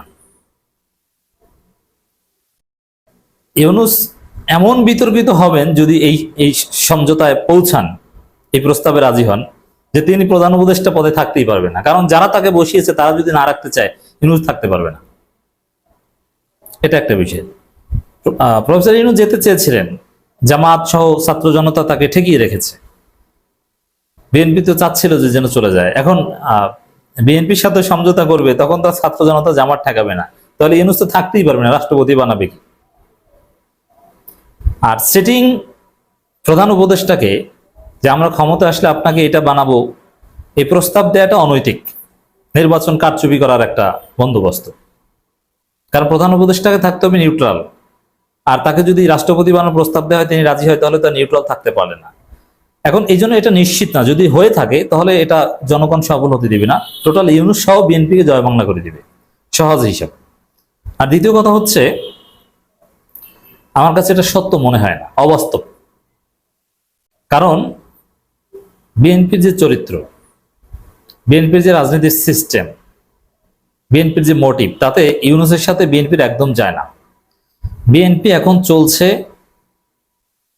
ভারতের কথায়, তো সেই ভারত কিছুতেই বিএনপিকে বলবে না যে ইউনুসকে রাষ্ট্রপতি বানানোর সিদ্ধান্ত নেন, এটা অবাস্তব। দেখেন, যদি এরকম কোনো প্রস্তাব দেওয়ার চিন্তা বিএনপি থাকতো লন্ডন বৈঠকে, আমি মনে করি এরকম প্রস্তাব দেওয়া হয়নি। তবে হ্যাঁ, এতটুকু বলেছে যে তাকে কাজে লাগাবে কোনোভাবে। এখন কাজে লাগানো হতে পারে পরামর্শ গ্রহণ করে, পরামর্শ চাইবে ইত্যাদি ইত্যাদি। এটা হয়নি। আর যদি এরকম এটা হতো, তাহলে আমি মনে করি যে পিওর দুই ভারতীয় মাল, আমির খসরু মাহমুদ চৌধুরী এবং হুমায়ুন সাহেব পররাষ্ট্র উপদেষ্টা তারেক রহমানের, এই দুইজন ভারতীয় মালকে ইউনুসের কাছে নিয়ে যেতেন না তারেক রহমান, অন্য কাউকে নিতেন। কারণ ইউনুস হচ্ছে ভারতের চক্ষুশূল, আর সেখানে ভারতের প্রতিনিধি নিয়ে বৈঠক করবেন তারেক রহমান এবং এই প্রস্তাব দিবেন, এটা তো হতে পারে না। অতএব এটা অবাস্তব মনে হয়। আর যদি প্রস্তাব দিয়েও থাকে, এটা মিথ্যা প্রতারণা, বিএনপি বানাবে না। বিএনপি কি করবে, যদি ইউনুসকে এই প্রস্তাব দিয়ে ক্ষমতায় আসে, এসে ইউনুসকে জেল খাটাবে, ভারতের কথায় জেল খাটাবে। আর বিএনপির যে চাঁদাবাজি, ভাগ বাটোয়ার রাজনীতি, তাতে ইউনুসের মতো একজন ভদ্রলোক এটার দায়িত্ব নেবেন, এটা হয় না। আচ্ছা, ইউনুসকে বলছেন যে তিনি এনসিপি তার দল, কিংস পার্টি এনসিপি ইউনুসের দল, তাহলে সেই ইউনুসকে আবার রাষ্ট্রপতি করার প্রস্তাব কিভাবে দেয়? এটা মিলে, হিসাব নিকাশে মিলে না। তো দর্শক, এটা অবাস্তব। রাষ্ট্রপতি, আমরা তো দেখতে পাচ্ছি উল্টা ঘটনা, ইউনুসের সাথে ফাড়াফাড়ি লেগে গিয়েছে। নগর ভবন ইশরাক দখল করে নিয়ে নিজেকে মেয়র ঘোষণা করে চেয়ারে বসে গেছেন, সেমিনার করেন মাননীয় মেয়র। আবার বিএনপি তার সচিবালয়ের লোকজনকে মাঠে নামিয়ে দিয়েছে। সমঝোতা হলে রাষ্ট্রপতি করার পরিকল্পনা, এগুলো থাকলে এভাবে হতো না।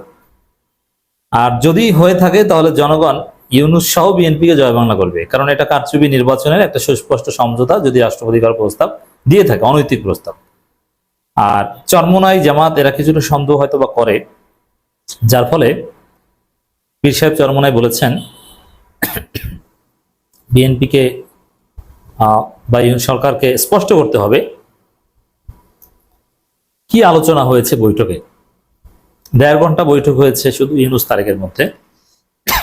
তাছাড়া ডক্টর খলিল রহমান এবং আমির খসরু মাহমুদ চৌধুরী বৈঠক হয়েছে। অতএব সেই বৈঠকে দীর্ঘ সময় কি আলোচনা হয়েছে এটা স্পষ্ট করতে হবে, বলতে হবে। এখন এম রহমান মাসুম কিংবা সাংবাদিক ইলিয়াসের যে বক্তব্য, যে এরকম একটা প্রস্তাব হয়তো বা দিয়েছে, এটা সত্য মিথ্যা আমি বলি যে এটা হয়তো বা সঠিক না, হওয়ার কথা না, অ্যানালজি করে। কিন্তু যেহেতু এই কথা উঠছে, এই জন্য পীর সাহেব চরমনায়ের সাথে সুর মিলিয়ে বলতে চাই, একেবারে from the beginning to end কি আলোচনা হয়েছে সব বলুন জাতির উদ্দেশ্যে, ক্লারিফাই করুন, কারণ জনগণ এখন সন্দেহ করছে। দেখেন একটা কথা, শরীফ ওসমান হাদি ইনকিলাব মঞ্চের মুখপাত্র, ওর একটা কথা আমি বলি আমার বন্ধুবার, যে জুলাইয়ের সাথে যদি আমার বাপ গাদ্দারি করে তাহলে আমার বাপ না। জুলাইয়ের সাথে, শহীদদের সাথে, রক্তের সাথে যদি ইউনুস গাদ্দারি করে তাহলে ওই আমার শ্রদ্ধেয় শিক্ষক শাহিদুজ্জামান স্যারের সাথে সুর মিলিয়ে বলবো, এতদিন ইউনুসকে পূজা করতাম, এখন ইউনুসের উপর আস্থা রাখি না, প্রয়োজনে ইউনুসকেও আমরা হটাবো। জুলাই হচ্ছে আমাদের মানদণ্ড। জুলাইয়ের সাথে, আমাদের বিপ্লবের সাথে যে যতটুকু মিলবে, যতক্ষণ পর্যন্ত আমরা তার সাথে আছি। যদি বিএনপির স্বপ্ন কোনোদিন পূরণ হবে বলে মনে হচ্ছে না। প্রধান উপদেষ্টা লন্ডন গেছেন, এটা সম্ভবত তার 10ম বা 11 বিদেশ সফর। মানে 9-10 মাসের মধ্যে গড়ে প্রতি মাসে একবার করে তিনি বিদেশে যাচ্ছেন। এটা নিয়ে ফিসফাস কিছুটা হলেও এটা আস্তে আস্তে এখন বেশ জোরে সোরে প্রশ্ন ওঠা শুরু করেছে, তিনি এত বিদেশে কেন যাচ্ছেন। এবং শুধু সেটা নয়, এর মধ্যে একটা সম্ভবত শুধু দ্বিপক্ষীয় সফর ছিল, আর বাকি সবগুলো এক ধরনের বিভিন্ন অনুষ্ঠানে যোগদান করার জন্য তার যাওয়া, সেই সূত্রে কারো কারোর সাথে যোগাযোগ বসা ইত্যাদি ইত্যাদি। ব্রিটেনে কেন তিনি যাচ্ছেন সেটাও খুব স্পষ্ট না, তবে এর মধ্যে একটা নিউজ আমাদের সামনে এসছে, তার জনাব তারেক রহমান বিএনপির ভারপ্রাপ্ত চেয়ারম্যানের সাথে বৈঠকের কথা আছে। আমি ব্যক্তিগতভাবে মনে করি বৈঠকটা যদি হয় এবং এটা যদি ফলপ্রসূ হয়, জাস্ট বৈঠকের জন্য বৈঠক এরকম না হয়, যদি ফলপ্রসূ কোনো বৈঠক হয় তাহলে আমি তার এই সফরটাকে আর যে কোনো সফরের চাইতে অনেক বেশি সফল এবং সার্থক সফর বা প্রয়োজনীয় সফর বলেও মানতে প্রস্তুত আছি। এখানে মোটামুটি জানানো হয়েছে লন্ডনে তিনি, আমরা আসবো জনাব তারেকের সাথে তার সফর নিয়ে, বৈঠক নিয়ে, কিন্তু মোটামুটি জানানো হয়েছে তিনি প্রিন্স চার্লসের কাছ থেকে একটা পুরস্কার নেবেন। তাছাড়াও খুবই সারপ্রাইজিং, বিবিসি বাংলা থেকে পড়ছি, এখানে কর্মসূচির তালিকায় কি আছে এরকম একটা সাবহেডিংয়ে বলা হচ্ছে, অধ্যাপক মোহাম্মদ ইউনূসের এই সফরের কর্মসূচিকে সরকারের সূত্রগুলো কনফিডেন্সিয়াল উল্লেখ করেছে, বিস্তারিত জানাতে রাজি হয়নি। উনি কনফিডেন্সিয়াল সফরে যাচ্ছেন, তারা কোনো ধারণা পায়নি যারা সফরে যাচ্ছেন এমন অনেকেই। তবে এই সফর এবারে বেশি গুরুত্ব পাচ্ছে রাজার কাছ থেকে প্রধান উপদেষ্টার হারমোনি অ্যাওয়ার্ড গ্রহণের বিষয়টি। চার্লসের সাথে দেখা করবেন, অ্যাওয়ার্ড নেবেন, এছাড়া আসলে তেমন কিছু বলা হয় না। এছাড়া তিনি প্রাইভেট অডিয়েন্স কিংস চার্লসের সাথে একান্ত বৈঠক করবেন এবং যুক্তরাজ্যের শীর্ষ সরকারি কর্মকর্তাদের সাথেও বৈঠক করবেন ইত্যাদি ইত্যাদি। মানে খুব গুরুত্বপূর্ণ কোনো কিছু। কিয়ার স্টারমার মানে ব্রিটিশ প্রাইম মিনিস্টারের সাথেও এটা মোটামুটি নিশ্চিত হয়েছে। মানে পুরস্কার নেওয়াটা প্রধান, কিন্তু কনফিডেন্সিয়াল আমি আসলে জানি না। কোনো পত্রিকায় বলা হয়েছে তিনি বাংলাদেশের পাচারকৃত সম্পদের ব্যাপারে আলাপ করতে চান বা এসব করবেন। আমাদের খুব অবাক লেগেছে। ডক্টর ইউনূসের প্রচুর চ্যানেলস আছে, প্রচুর যোগাযোগ আছে, দ্যাটস ফর শিওর, কিন্তু এই চ্যানেলগুলো অ্যাক্টিভেট করার জন্য বাংলাদেশের এই যে বিভিন্ন পাচার করা হয়েছে সেই সম্পদ, আমরা দেখেছি কিছুদিন আগে সালমান এফ রহমানের পুত্রের ফ্ল্যাট বাজেয়াপ্ত করা হয়েছে, এরকম যেসব স্টেপসের প্রয়োজন সেগুলো তার একটা ফোন কলই যথেষ্ট। তাকে যে গিয়ে এই পাচারকৃত সম্পদ উদ্ধারের চেষ্টা করতে হবে কেন, সেটা গুরুত্বপূর্ণ প্রশ্ন। এবং দিনের শেষে এটা দাঁড়ালো তিনি একটা অ্যাওয়ার্ড নিতে যাচ্ছেন এবং রাষ্ট্রীয় খরচে, আগে প্রফেসর ইউনূস যেভাবে যেতেন সেটা তার ব্যক্তিগত সফর ছিল, নিজের খরচে অথবা আয়োজকদের খরচে তিনি যেতেন। তিনি এখন যখন রাষ্ট্রের খরচে এই সফরগুলো করেন, তাকে আসলে এই জিনিসগুলো কী কারণে হয়েছে, রেজাল্ট কী হয়েছে, এই জিনিসগুলো জনগণের সামনে জেনুইনলি উপস্থাপন করতে হবে। জাপানে গেলেন কয়দিন আগে, খুব সিগনিফিক্যান্ট কিছু ছিল কি? আমার কাছে মনে হয়নি। যাই হোক, এই প্রশ্নগুলো সরিয়ে রেখে এখন প্রধান জায়গাটায় আসি। আমি বরং মনে করি এবার লন্ডনে তিনি যে যাচ্ছেন, ইনফ্যাক্ট এটা এমন না যে তিনি এটাকেই সবচেয়ে গুরুত্ব দিয়েছিলেন, সেটা নয়, বরং এটা জানা যাচ্ছে বিবিসি বাংলার এই রিপোর্টই আছে বা অনেক জায়গায় এই রিপোর্টটা এসছে, বিএনপির পক্ষ থেকে সূত্রগুলো জানিয়েছে যে প্রধান উপদেষ্টা নিজে জনাব তারেক রহমানের সাথে বৈঠক করতে চেয়েছেন। আচ্ছা, এখানে খুব জরুরি কয়েকটা ব্যাপার আছে যে এই বৈঠকটা জেনুইনলি সরকার বা প্রধান উপদেষ্টা চাইছেন কিনা, বিএনপি এবং আরও স্পেসিফিকলি যদি বলি বিএনপি যিনি এখন ডিফ্যাক্টো লিডার জনাব তারেক রহমানের সাথে তার দূরত্ব কমিয়ে আনতে তিনি চান কিনা। দূরত্ব একটা তৈরি হয়েছে, ইটস ফর শিওর।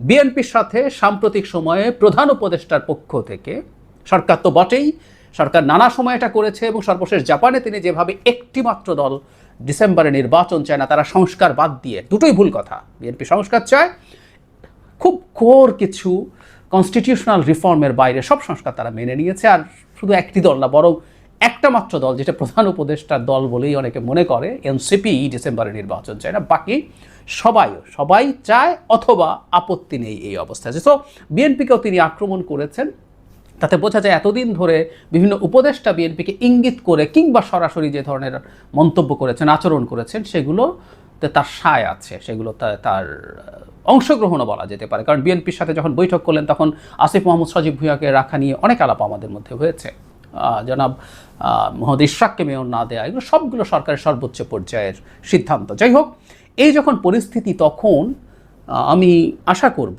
যে বৈঠকটা হবে। এখনো শতভাগ নিশ্চয়তা দেওয়া হয়নি, কিন্তু বৈঠকটার কয়েকটা শর্ত আছে বলে আমার মনে হয়। প্রথম শর্ত হচ্ছে এই বৈঠকটা হতে হবে একেবারে 1-to-1, প্রধান উপদেষ্টা এবং জনাব তারেক রহমানের বাইরে সে বৈঠকে আর কেউ থাকবেন না। আমি মনে করি যদি একটা এফেক্টিভ বৈঠক হতে হয় সেরকম বৈঠক হতে হবে। শুরুতে কিছু আনুষ্ঠানিক কথাবার্তার সময় অন্যরা থাকতে পারেন, কিন্তু এই দুইজন একান্তে বসতে হবে এবং দুজনের খুব মন খুলে কথা বলতে হবে। আমরা আশা করব প্রধান উপদেষ্টা বা সরকারের অন্য লোকজন একটা জিনিস মেনে নেবে। আমরা এটা দেখতে পাচ্ছি মোটামুটি স্পষ্টতই, সরকারের ভেতরে অনেক মানুষজন আছে যারা বিএনপিকে পছন্দ করেন না।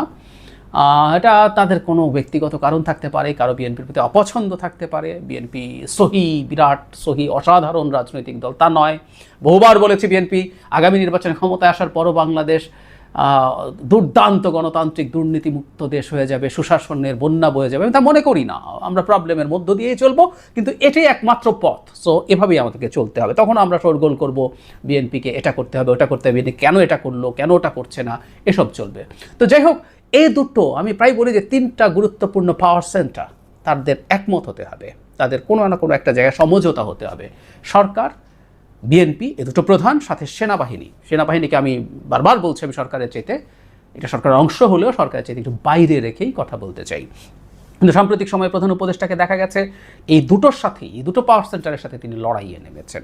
সো তিনি যদি আসলে চান, মিন করেন, তিনি দূরত্ব দূর করবেন, তারা একান্তে বসা দরকার। কী হওয়া উচিত সেখানে? আমি ধারণা করি প্রধান উপদেষ্টা যে এপ্রিলে নির্বাচনের যে রোডম্যাপের কথা বলছেন, সেটার পেছনে যে যুক্তি তিনি আছে বলে মনে করেন, সেটা সবার কাছে না হোক, তিনি জনাব তারেক রহমানের কাছে ব্যাখ্যা করতে চাইবেন। তারেক রহমানও নিশ্চয়ই তার যুক্তি তাকে দেবেন, কেন তিনি মনে করেন এপ্রিলে নির্বাচনটা সঠিক না, তারা ডিসেম্বরে নির্বাচন চান, বা দুজন আলোচনার মাধ্যমে মাঝামাঝি একটা জায়গায় জানুয়ারির শেষে বা ফেব্রুয়ারির প্রথমে সেটা করা যায় কিনা, সেটাও বেরিয়ে আসতে পারে। বিএনপির কিছু কিছু জায়গায় নিশ্চয়ই কিছু রেড লাইন্স আছে, বিএনপির সেই রেড লাইনগুলো জনাব তারেক রহমানের উচিত হবে জানানো, এটা বিএনপি দল হিসাবে এবং রাষ্ট্রের স্বার্থে। কারণ ডক্টর ইউনূসের সাথে বেশ কিছু মানুষ যুক্ত হয়েছেন যারা এই রাষ্ট্রের ক্ষতি করে হলেও ক্ষমতা টিকিয়ে রাখা বা এক্সটেন্ড করতে চাইছেন, এটা ভাবার যথেষ্ট যৌক্তিক কারণ আছে। একই সাথে আমাদের প্রধান উপদেষ্টারও তো নিশ্চয়ই চাওয়ার কিছু আছে। তিনি এই ক্রুশিয়াল সময়ে যখন দায়িত্ব নিয়েছেন, তার নিশ্চয়ই কিছু চিন্তা আছে। সেই চিন্তাগুলো কি, তিনি আসলে কি চান? মানে আমরা সামনে যে ফাইটটা দেখছি এটা আসলে উপসর্গ, এটা রোগ না। রোগ হচ্ছে দুই পক্ষই পরস্পরের কাছে কিছু ছাড় চায় সম্ভবত। এটা প্রধান উপদেষ্টা কি এনসিপির জন্য কিছু ছাড় চান, নাকি প্রধান উপদেষ্টা সরকারের জন্য কিছু ছাড় চান, নাকি আমি সরাসরি যদি বলেও ফেলি, প্রধান উপদেষ্টা বেশ কিছু প্রতিষ্ঠানের অনুমতি নিয়েছেন, ব্যবসা নিয়েছেন, ভবিষ্যতে তিনি গ্রামীণে ফিরে যাবেন, তাই যদি হয় তার সেই প্রতিষ্ঠানগুলো ভবিষ্যৎ নিয়ে কোনো রকম কোনো চিন্তা তার আছে কিনা, দুশ্চিন্তা আছে কিনা, বিএনপি যদি সরকার গঠন করে সেই ব্যাপারে, বা আরও কিছু, হোয়াট এভার ইট ইজ। দুজন মানুষ যখন একসাথে বসবেন, মন খুলে তারা যদি কথা বলেন, আমি বিশ্বাস করি সমস্যার সমাধান হওয়া খুবই সম্ভব। আমি আশা করি তারা সেটা করবেন। আবারও বলছি, এই বৈঠক হতে হবে 1-to-1, একদম একান্তে। তাহলে দুজন মানুষ তাদের পরস্পরের প্রতি ইভেন কোনো ক্ষোভও যদি থাকে, সেটা প্রকাশ্যে পরস্পরকে বলে দিতে পারবেন এবং তারা তাদের মধ্যে জিনিসগুলো মিটিয়ে নিতে পারবেন। সো আমি আশা করব, আমি চাই, ভীষণভাবে চাই যে এই দুটো শক্তির মধ্যে এই ধরনের আন্ডারস্ট্যান্ডিং হওয়া উচিত। আমি সত্যিই মনে করি এই দুই ব্যক্তির উপরে প্রধানত, এবং সাথে অবশ্যই জনাব ওয়াকারুজ্জামান আমাদের সেনাপ্রধান আছেন, এই 3 ব্যক্তি ওপরে আমাদের ভবিষ্যৎ, রাষ্ট্রের ভবিষ্যৎ, গণতান্ত্রিক ট্রান্সফরমেশনের ভবিষ্যৎ নির্ভর করছে।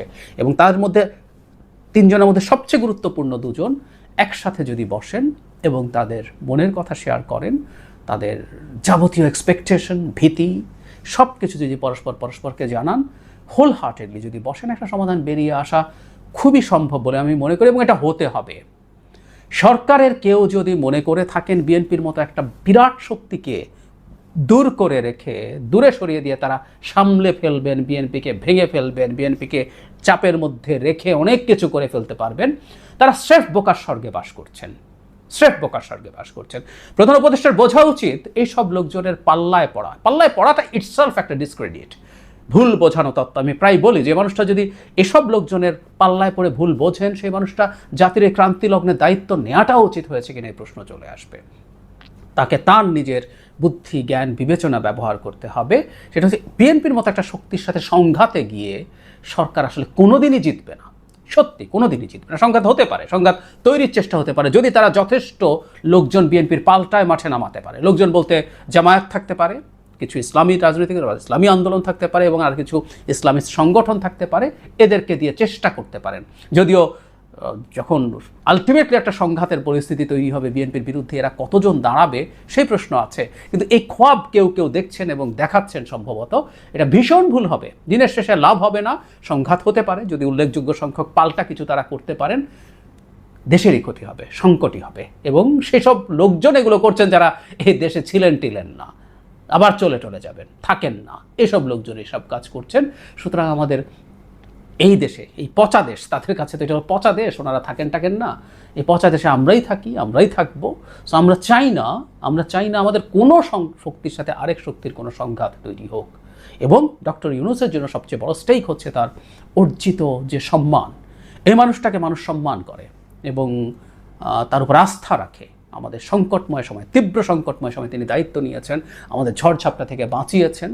তিনি বাকি সময়টা কোনো রকম কোনো ভ্রান্তির পাল্লায় তিনি পড়বেন না, কারো কোনো ভুল পরামর্শে তিনি ঢুকবেন না। তার যে অসাধারণ সুযোগ এসছে, আমরা পত্রিকায় যেভাবে দেখলাম যে তার দিক থেকে এটা চাওয়া হয়েছে, এটা অসাধারণ সুন্দর ব্যাপার।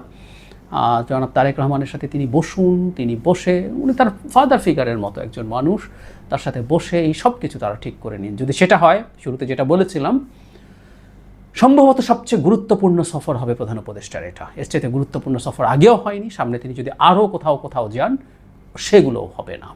আমরা আশা করি সবচেয়ে ভালোটাই হবে। আমাকে কেউ ভাবতে পারেন যে আমি ডক্টর ইউনূসের পক্ষে কথা বলছি, এটা স্বাভাবিক। আমার দেশের সহনাগরিক অর্থাৎ ভারতীয় অনেক সহনাগরিক সাংবাদিক হিসেবে আমার এই ভূমিকা নিয়ে প্রশ্ন তুলতে পারেন এবং অনেকে প্রশ্ন তুলছেন যে আমি ডক্টর ইউনূসের হয়ে কেন কথা বলছি। কারণ তাবর ভারতীয় মিডিয়া যখন এক নাগারে বা এক কাতারে বসে বাংলাদেশের এই অন্তর্বর্তীকালীন সরকারের নানা বিষয় নিয়ে সমালোচনা করছেন, কোট আনকোট এই সরকারকে, বাংলাদেশের অন্তর্বর্তীকালীন সরকারকে জঙ্গি সরকার বা ডক্টর ইউনূসকে নানাভাবে এর আগের শেখ হাসিনার সরকারের মতো যে তার বিরুদ্ধে বিভিন্ন ট্যাগ সেগুলো দিয়ে ভারতের অধিকাংশ মিডিয়া খবর করছে। আর সেখানে দাঁড়িয়ে ভারতের মিডিয়া প্রথম কলকাতার পক্ষ থেকে আমি তার এডিটর কেন ডক্টর ইউনূসের পক্ষে কথা বলছি। ভূমিকাটা এই কারণেই দিলাম যে আমি ডক্টর ইউনূসের পক্ষে কথা বলছি কিংবা বিপক্ষে কথা বলছি সেটি সময় প্রমাণ দেবে। তবে আমি একজন রাজনৈতিক বিশ্লেষক হিসেবে এবং একেবারেই অন্তর থেকে, যেহেতু বাংলাদেশের দীর্ঘদিন বাংলাদেশের গণমাধ্যমে কাজ করে এসেছি, সে কারণেই বাংলাদেশের রাজনৈতিক উত্থান পতন নিয়ে আমার বড় আগ্রহ এবং সেই আগ্রহের পরিপ্রেক্ষিতেই আমি গত কয়েক মাস ধরে যে বাংলাদেশের রাজনৈতিক উত্থান পতন একেবারে সরাসরি নিবিড়ভাবে পর্যবেক্ষণ করছিলাম, তাতে এই মুহূর্তে দাঁড়িয়ে ডক্টর ইউনূসের বেশ কিছু কর্মকাণ্ডকে নিয়ে কথা না বললেই নয়। আর যেহেতু ডক্টর মোহাম্মদ ইউনূস এই মুহূর্তে নানা ধরনের তার কর্মকাণ্ডের যে দ্যুতি সেটি ছড়িয়ে চলেছেন, সে কারণেই কিন্তু তাকে নিয়ে বারবার করে আমাদের এই বিভিন্ন রাজনৈতিক পর্ব আমাদের করতে হচ্ছে। প্রিয় দর্শক, আপনারা দেখছেন প্রথম কলকাতা এবং আজকে ডক্টর ইউনূসের রাজনৈতিক প্রজ্ঞা নিয়ে আজকে কথা বলবো এবং অবশ্যই এই রাজনৈতিক প্রজ্ঞার অন্যতম নিদর্শন আগামী 2-3 দিনের মধ্যেই লন্ডন সফররত ডক্টর ইউনূসের সঙ্গে বৈঠক হওয়ার কথা রয়েছে বিএনপির একেবারেই শীর্ষ নেতা তারেক রহমানের, এবং এই তারেক রহমানের সঙ্গে ডক্টর ইউনূসের এই বৈঠকটি আগামীর বাংলাদেশ বিনির্মাণের ক্ষেত্রে একটি নতুন সম্ভাবনার দ্বার উন্মোচন করতে পারে এবং সেই সম্ভাবনার দ্বার উন্মোচন করার ক্ষেত্রে ডক্টর ইউনূসের রাজনৈতিক প্রজ্ঞা কতটুকুন এবং অবশ্যই বিএনপির অন্তর্ভুক্তিমূলক রাজনৈতিক অংশগ্রহণ, বলা ভালো 2024-এর 5 আগস্টের আগে থেকে বিএনপি ভূমিকা এবং 2024-এর 5-এর পর বিএনপির ভূমিকা, এই যে অন্তর্নিহিত তাদের রাজনৈতিক প্রজ্ঞা, সেই রাজনৈতিক প্রজ্ঞা নিয়েও আজকে আমাদের সঙ্গে আজকের প্রাসঙ্গিক প্রসঙ্গে প্রতিদিনকার মতো বিশ্লেষণের সঙ্গে আমার বন্ধু, প্রথম কলকাতার ডেপুটি এডিটর, সাংবাদিক, বিশ্লেষক পরমাশিস ঘোষ। পরমাশিস, তোমাকে প্রথম স্ক্রিনে স্বাগত। পরমাশিস, আমরা আলোচনায় ঢুকবো, কিন্তু তার আগে আমি তোমার মাধ্যমে দর্শকদের কয়েকটি পয়েন্ট তুলে ধরতে চাই এবং সেই পয়েন্টগুলো এইরকম ভাবে আমি বলতে চাই যে আগামী 13 জুন লন্ডনে সম্ভবত বাংলাদেশের এই মুহূর্তে প্রধান দুই শীর্ষ স্থানীয় ব্যক্তি, একজন বাংলাদেশের এই মুহূর্তে অন্তর্বর্তীকালীন সরকারের প্রধান ডক্টর মোহাম্মদ ইউনূস এবং অবশ্যই বাংলাদেশের অন্যতম বৃহত্তম রাজনৈতিক দল বিএনপির শীর্ষ নেতা তারেক রহমান, এই দুই নেতার সঙ্গে একজন রাষ্ট্রনায়ক এবং আরেকজন প্রধান রাজনৈতিক শক্তির প্রধান মুখ, এই দুই নেতার সঙ্গে বৈঠক হচ্ছে এবং সেই বৈঠক ঘিরে কিন্তু বাংলাদেশের যে গণমাধ্যম, শুধু বাংলাদেশের গণমাধ্যমে প্রধান শিরোনাম হয়েছে তা নয়, ভারতের প্রধান গণমাধ্যম কিন্তু একই রকম ভাবে লন্ডনে তারেক রহমান আর ডক্টর ইউনূসের বৈঠক নিয়ে চর্চা শুরু হয়েছে। আমি এই চর্চা শুরু করব বাংলাদেশের গণমাধ্যম নিয়ে। বাংলাদেশের গণমাধ্যম ঠিক কিভাবে দেখছে এই বৈঠকটি? বাংলাদেশের গণমাধ্যম সাধারণত এই বৈঠকটিকে রাজনীতির ছোট না বড় একটি ঘটনা হিসেবে গুরুত্ব দিচ্ছে না, কিছুটা এই বৈঠককে টার্নিং পয়েন্ট বা নতুন যাত্রা হিসেবেও দেখতে চাইছে বাংলাদেশের গণমাধ্যম। তাহলে বাংলাদেশের গণমাধ্যমে খবরটি কিভাবে তারা উত্থাপন করছে? বিএনপির মহাসচিব মির্জা ফখরুল ইসলাম বলেছেন, বর্তমান রাজনৈতিক সংকটে এটি হতে পারে একটি টার্নিং পয়েন্ট এবং নতুন ডাইমেনশন খোলা যেতে পারে এই রাজনীতিতে, এমনটাই কিন্তু যুগান্তর তাদের খবরে বলেছে। প্রথম আলো বলছে যে এই মিটিংটা হলে নতুন ডাইমেনশন সৃষ্টি হতে পারে, এটা প্রথম আলোর খবর। যুগান্তর এবং কালের কণ্ঠ একই রকম ভাবে উল্লেখ করেছে যে বিগত কয়েক মাসের টানাপোড়েন কাটাতে আস্থার সংকট দূর করার আগে পিছের চেষ্টা হিসেবে এই বৈঠকটিকে দেখা হচ্ছে। একই রকম ভাবে অন্যতম প্রধান আরো কয়েকটি দৈনিক, the Daily Star, the Dhaka Tribune, Bangla News টুডের বরাত দিয়ে বিশ্লেষকরা বলছেন যে নির্বাচনের সময়সূচি, নির্বাচনী সংস্কার, জুলাই সনদ ইত্যাদি নিয়ে এই বৈঠকে একেবারে খোলাখুলি আলোচনা হতে পারে। কিন্তু লন্ডনে সফররত প্রেস সচিব ডক্টর মোহাম্মদ ইউনূসের প্রেস সচিব শফিকুল আলম উল্লেখ করেছেন, এই বৈঠকের কোনো নির্দিষ্ট এজেন্ডা নেই, তারা নিজেরা সিদ্ধান্ত নেবেন কি বিষয়ে আলোচনা করবে। এই বিষয়টি নিয়ে প্রধান বাংলাদেশের গণমাধ্যমে খবর রয়েছে। আমি আনন্দবাজার পত্রিকায় কি খবর দিয়েছে সে বিষয়ে আলোচনার মাঝখানে বলবো এবং অবশ্যই এই বৈঠকটি কেন গুরুত্বপূর্ণ এবং এই বৈঠক নিয়ে নানা রকম মতবিরোধ, এগুলো নিয়ে আমরা কথা বলবো। তার আগে আমরা আলোচনার গভীরে ঢুকি। তুমি সবটাই শুনলে পরমাশিস, আমার ইন্ট্রোটা একটু বড় হলো, প্রায় 5-5.5 মিনিট হলো। তুমি সবটা শুনে, কারণ আমার এই বক্তব্য সামার আপ করার পর তুমিও তোমার বলতে সুবিধা হবে, সে কারণেই তোমার মাধ্যমে দর্শকদেরকে আমি বললাম। তুমি এবার বলো যে এই বৈঠকটি তুমি কিভাবে তাৎপর্যপূর্ণ মনে করছো? দেখো, আমি তোমাকে এই বৈঠকটা সম্পর্কে বলার আগে, তাৎপর্যপূর্ণ কতটা কি সেটা বলার আগে তোমাকে শুধু আমি জিজ্ঞেস করব, তুমি দুধ খাবে না ছানা খাবে? বুঝতে পারলাম? দুধ খাবে না ছানা খাবে? দুধের একটা মত আর লেবুর একটা মত, তা দুটো মত যখন একটা জায়গায় বসে তখন একটা নতুন ডাইমেনশন কি হয়? ছানা। তো এটা নতুন করে কোন কোন পত্রিকা কে কি বললো এটা কিন্তু ভাববার, এটা জানতাম। দুটো দ্বিমতের লোক যখন এক জায়গায় স্থির হয় তখন একটা নতুন ঐক্যমতের ভিত্তিতে নতুন কিছু বেরিয়ে আসবে। আমি বোঝালাম লেবু আর দুধ মিশলে ছানা হবে না, স্বাভাবিকভাবে একটা নতুন ডাইমেনশন। এখন এই নতুন ডাইমেনশনটা বাংলাদেশের মানুষের পক্ষে কতটা যাবে বা বিপক্ষে কতটা যাবে, বা নতুন ডাইমেনশনটা বাংলাদেশের সাধারণ মানুষ তাদের অধিকার কতটা রক্ষা করতে পারবে, সেটা নির্বাচনের মধ্য দিয়ে আমরা বুঝতে পারবো। কার পাল্লায় কতটা জনসমর্থন আছে, নির্বাচন কতটা সুষ্ঠুভাবে হবে সেটা তো পরের কথা, কিন্তু নির্বাচনটাকে সুষ্ঠুভাবে হওয়ার জন্য ডক্টর ইউনূসের যা বক্তব্য, তিনি যে স্ট্যান্ড পয়েন্টে আছেন, আর বিএনপির যিনি এখন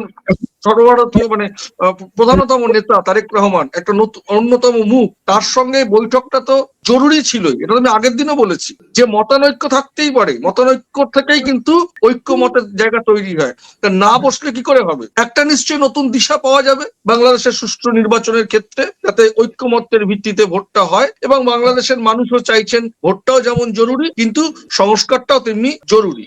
তো তো যিনি সংস্কার করবেন না, যারা আগে ভোট চাইছেন, তারা এক জায়গায় বসা মানেই তো বুঝতে হবে যে একটা সুফল হয়তো বাংলাদেশের সাধারণ মানুষ দেখবে। তাৎপর্যটা ঠিক আমি এইভাবেই ব্যাখ্যা করার চেষ্টা করলাম, বা আমি যেটা বুঝেছি সেটাই বললাম। এই বৈঠকটি গুরুত্বপূর্ণ, নিঃসন্দেহে দুজন শীর্ষস্থানীয় মানুষ তারা এক আলোচনার টেবিলে বসবেন, সেই বৈঠক থেকে একটা আলোচনার গতিমুখ বেরোবে এবং সেই গতিমুখটা নিশ্চয়ই বাংলাদেশের সাধারণ মানুষের কল্যাণের দিকেই যাবে, এটা আমারও বিশ্বাস। কিন্তু এর মধ্য দিয়ে আমি শুরুতেই যে ভূমিকাটা দিয়েছি যে ডাক্তার মোহাম্মদ ইউনূসকে নিয়ে আমরা বারবার করে কন্টেন্ট করছি, বারবার করে আলোচনা করছি এবং নানা মহল থেকে সমালোচনা উঠছে যে আমরা কেন তার হয়ে কথা বলছি। কিন্তু ডাক্তার মোহাম্মদ ইউনূস একজন রাজনীতিক নন, তিনি একজন অর্থনীতিবিদ, তিনি একজন উদ্যোক্তা, তিনি একজন শিল্পপতি, তিনি একজন অধ্যাপক, শিক্ষক। তাকে ঘিরে যে রাজনৈতিক বলয় তৈরি হয়েছিল, যেটি শেখ হাসিনার সময়তেও তাকে ঘিরে কিন্তু আবর্তিত হয়েছিল। আমি গতকালকেই কলকাতার একজন সাংবাদিকের সঙ্গে কথা বলছিলাম, উনি আমাকে প্রশ্ন করেছিলেন, আমাকে বলছিলেন, যেহেতু বাংলাদেশের মিডিয়ার সঙ্গে যুক্ত, আমাকে বলছিলেন, দাদা আচ্ছা বলুন তো যে ডক্টর মোহাম্মদ ইউনূসের সঙ্গে তৎকালীন প্রধানমন্ত্রী শেখ হাসিনার এই যে বৈরী সম্পর্ক, সেটি কেন হয়েছিল? শেখ হাসিনার সঙ্গে তো তার কোনো ব্যবসায়িক সম্পর্ক ছিল না, বরং শেখ হাসিনার সময় গ্রামীণ ব্যাংকের উত্থান হয়েছে, শেখ হাসিনার সময় তার গ্রামীণ ফোনের যে বিকাশ সেটি তৈরি হয়েছে। তাহলে কেন এটা হয়েছে? কেন হাসিনার সঙ্গে ডক্টর মোহাম্মদ ইউনূসের সংকট তৈরি হলো? তখন আমি তাকে বললাম খুব সহজ কথায়, ডক্টর মোহাম্মদ ইউনূস বাংলাদেশের তো আকাশ থেকে মঙ্গল গ্রহ থেকে এসে পৌঁছাননি। ডক্টর মোহাম্মদ ইউনূস বাংলাদেশেরই মানুষ, তিনি বাংলাদেশেরই একটি বিশ্ববিদ্যালয়ে অধ্যাপনা করতেন এবং সেখান থেকে তিনি শিল্পোদ্যোক্তা হন, আস্তে আস্তে করে গ্রামীণ ব্যাংক তৈরি করেন, গ্রামীণ ফোন তৈরি করেন, তারপর তার বিস্তার ঘটে, একটা নোবেল বিজয়ী অধ্যাপক হিসেবে উনি সারা পৃথিবীর মাঝে পরিচিত হন। কিন্তু এই ঘটনা তৈরির পেছনে আসলে 111 এর হিসেবটা আছে, -2 ফর্মুলা হিসেবটা আছে।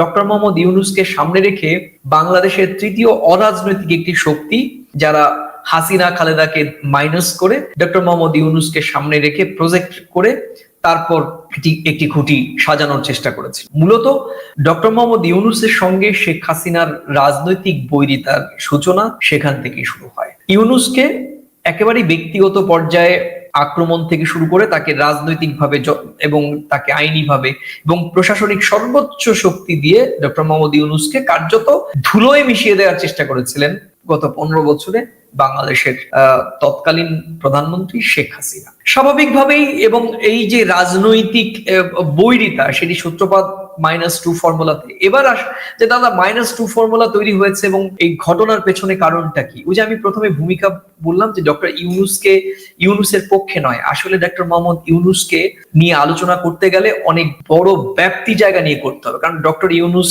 অনেকে বলছেন আন্তর্জাতিক মানের খেলাড়ি, আমরাও বলছি যে অনেক দর্শকরা দাবি করছেন। ডক্টর ইউনূসকে বাংলাদেশের মানুষকে আজকে এখানে প্রজেক্ট করার পেছনে একটা ভূ রাজনৈতিক অঙ্ক এর মধ্যে কাজ করছে। এবং ডক্টর মোহাম্মদ ইউনূস কি একা রয়েছেন?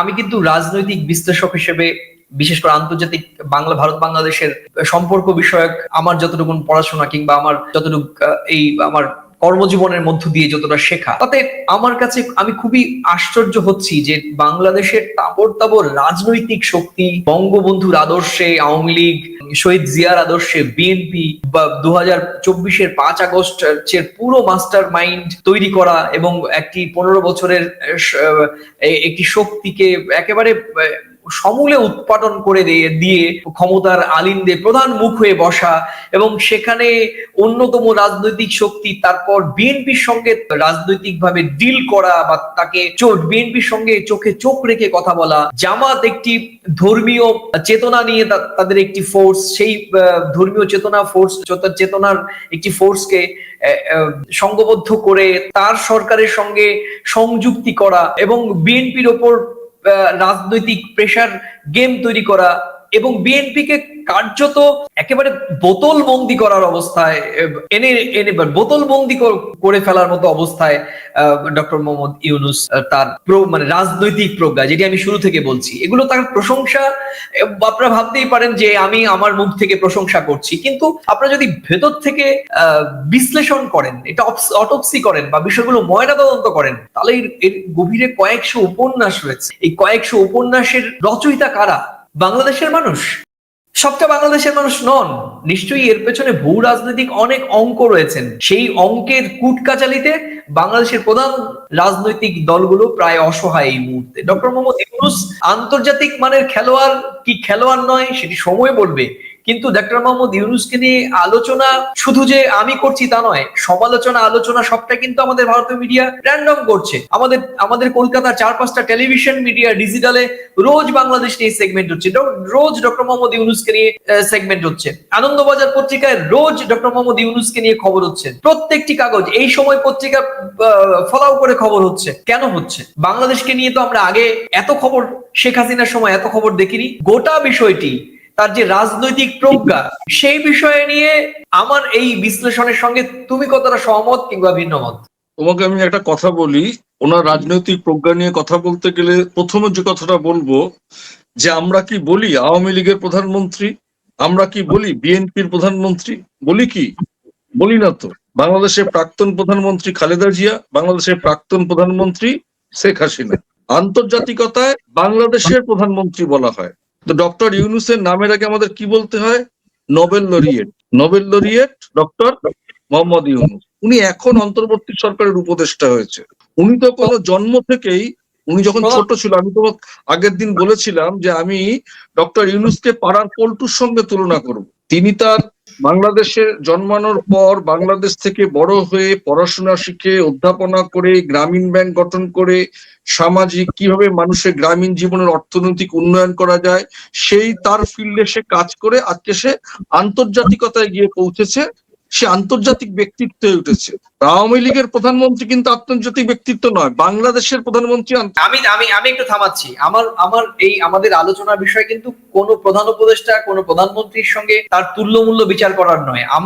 আমাদের আজকের আলোচনায় আমরা থাকবো। আজকের আলোচনার বিষয় হচ্ছে ডক্টর মোহাম্মদ ইউনূসকে নিয়ে কেন এত আলোচনা হচ্ছে, এবং ডক্টর মোহাম্মদ ইউনূস তারেক রহমানের সঙ্গে বৈঠকটি বাংলাদেশের বাংলাদেশের প্রগতিশীল বাংলাদেশ এবং উন্নয়নশীল বাংলাদেশ গঠনে এবং স্থিতিশীল বাংলাদেশ গঠনে এই মুহূর্তে ডক্টর ইউনূস এবং তারেক রহমানের বৈঠকটি কতটা প্রাসঙ্গিক, এবং থার্ড পার্ট যে তিনি তার রাজনৈতিক প্রজ্ঞা কতটুকু রয়েছে, যে রাজনৈতিক প্রজ্ঞায় 15 বছরের আওয়ামী লীগ সরকারকে আস্থা করে নিক্ষেপ এবং বিএনপির মতো প্রধান রাজনৈতিক শক্তিকে ডোমিনেট করার মতো তার ক্ষমতা ডক্টর ইউনূস কোথায় পেলেন?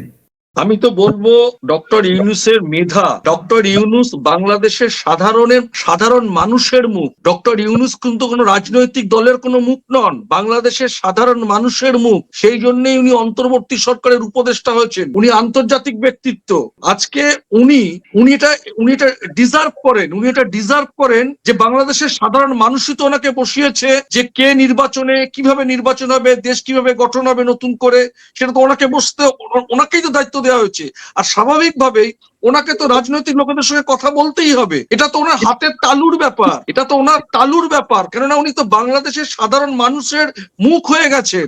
যে মানুষটা নিজে ফিল করছেন যে আমাকে বাংলাদেশের সাধারণ মানুষের আমি মুখ হয়ে গেছি, আমাকে অন্তর্বর্তী সরকারের উপদেষ্টা করছে, ওনার একটা তো ব্যাকগ্রাউন্ড আছে, ওনার তো একটা মেধা আছে, ওনার একটা পড়াশোনা আছে, গ্রামীণ জীবনকে উন্নয়নের করার উনি যে কৌশল নিয়েছেন, তার যে ব্যাপ্তি, তার যে স্বীকৃতি, ওটা এটা ইমপ্লিমেন্ট করছেন। বাংলাদেশের রাজনৈতিক দল আওয়ামী লীগ বলো, বিএনপি বলো, নতুন সংগঠন এনসিপি বলো, রাজাকার বলো, বিভিন্ন বাম সংগঠন বলো, সবটাই তো ওনার দেখা। বাংলাদেশের চালচিত্র তো ওনার বোঝা আছে। আর যারা আজকে ওনার সঙ্গে কথা বলবে, তারা তাদের রাজনৈতিক দল থেকে কিন্তু কথা বলছেন। ওনার ব্যাপ্তিটা কিন্তু অনেক বড়, উনি সকলকে নিয়ে বসতে হবে, তো ন্যাচারালি তো উনি এটা ডিজার্ভ করেন, এবং ওনার এই প্রাজ্ঞতা আছে বলেই তো বাংলাদেশের মানুষ ওনাকে বসিয়েছে এবং রাজনৈতিক দলগুলো তো বসিয়েছে। ওনার বুদ্ধিমত্তা আছে বলেই তো আজকে প্রধানমন্ত্রী শেখ হাসিনা, প্রাক্তন প্রধানমন্ত্রী শেখ হাসিনা উনি বিরুদ্ধাচরণ করেছেন, ওনার বিরুদ্ধে বিরুদ্ধাচরণ করেছেন।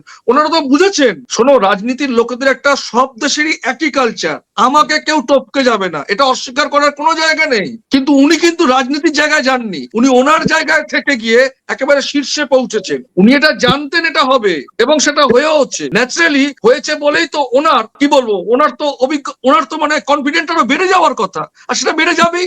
এইবার মানুষ আমাকে দায়িত্ব দিয়েছে দেশের সমস্ত রাজনৈতিক দলের লোকেদেরকে নিয়ে বসে সংস্কার করে সুষ্ঠু নির্বাচন করার, তো উনি তো এখন সেটা ইমপ্লিমেন্ট করবেই। কোন কৌশলে করবেন সেটা তো উনি ভালো জানেন। উনি ভালো জানেন বলে তো আজকে উনি ওনার ফিল্ডে নোবেল পেয়েছেন। উনি তো আন্তর্জাতিক ব্যক্তিত্ব। আপনারা জানেন যে এই গত কয়েক বছর ধরে বাংলাদেশের যে রাজনৈতিক উত্থান পতন চলছে, সেই উত্থান পতনের মধ্যে সবচেয়ে বড় চমক 2024-এর 5 আগস্ট, এবং তারপর থেকে বাংলাদেশে একটি চলমান রাজনৈতিক সংকট শুরু হয়েছে, এবং সেই সংকটের এই মুহূর্তে সংকটময় বাংলাদেশের প্রধান মুখ হিসেবে বাংলাদেশের সাধারণ মানুষ গণঅভ্যুত্থানের মধ্য দিয়ে ডক্টর ইউনূসকে বসিয়েছেন। তার পক্ষে যত আলোচনা কিংবা তার বিপক্ষে যত সমালোচনায় থাক, এই মুহূর্তে তিনি বাংলাদেশের অন্তর্বর্তীকালীন সরকারের প্রধান মুখ, এবং অবশ্যই আগামীর বাংলাদেশ বিনির্মাণের জন্য যে বৈষম্যহীন বাংলাদেশ গড়ার লক্ষ্যে 5 আগস্ট গণঅভ্যুত্থান হয়েছিল, সেই দিকেই বাংলাদেশ এগোবে। কিন্তু এই বৈঠকের বিষয়টি আমি শুরুতেই বলেছিলাম যে বৈঠকটি নানা কারণে গুরুত্বপূর্ণ, কারণ বিএনপির দাবি ছিল যে এই চলতি বছরের ডিসেম্বরে নির্বাচন হতে হবে, কিন্তু সেখান থেকে তারা হয়তো আমাদের কাছে যেটি খবর এবং বাংলাদেশের বিভিন্ন গণমাধ্যমে যা আভাস, তাতে মনে করা হচ্ছে যে বিএনপি তাদের যে অবস্থান, সেই অবস্থান থেকে কিছুটা সরবে বলে মনে করা হচ্ছে। কারণ বিএনপির বিভিন্ন সূত্রের বরাত দিয়ে বাংলাদেশের গণমাধ্যম বলছে যে বিএনপি হয়তো নির্বাচনটি ডিসেম্বর থেকে আগামী বছর ফেব্রুয়ারির মধ্যে নির্বাচনটি করার জন্য ডক্টর মোহাম্মদ ইউনূসকে প্রস্তাব দিতে পারে। কিন্তু আমাদের কাছে বাংলাদেশের গণমাধ্যম বা বিভিন্ন সূত্রের আমাদের কাছে খবর যে ডক্টর মোহাম্মদ ইউনূস নির্বাচন কিন্তু আগামী এপ্রিল মাসের পর, অর্থাৎ এপ্রিল, এবং যদি সেটা পেছ হয় সেটা কিন্তু জুন মাসেও নির্বাচন। এটা কিন্তু এখনো পর্যন্ত অন্তর্বর্তীকালীন সরকারের বা বিভিন্ন গণমাধ্যমের আভাস এখনই সেটাই আছে।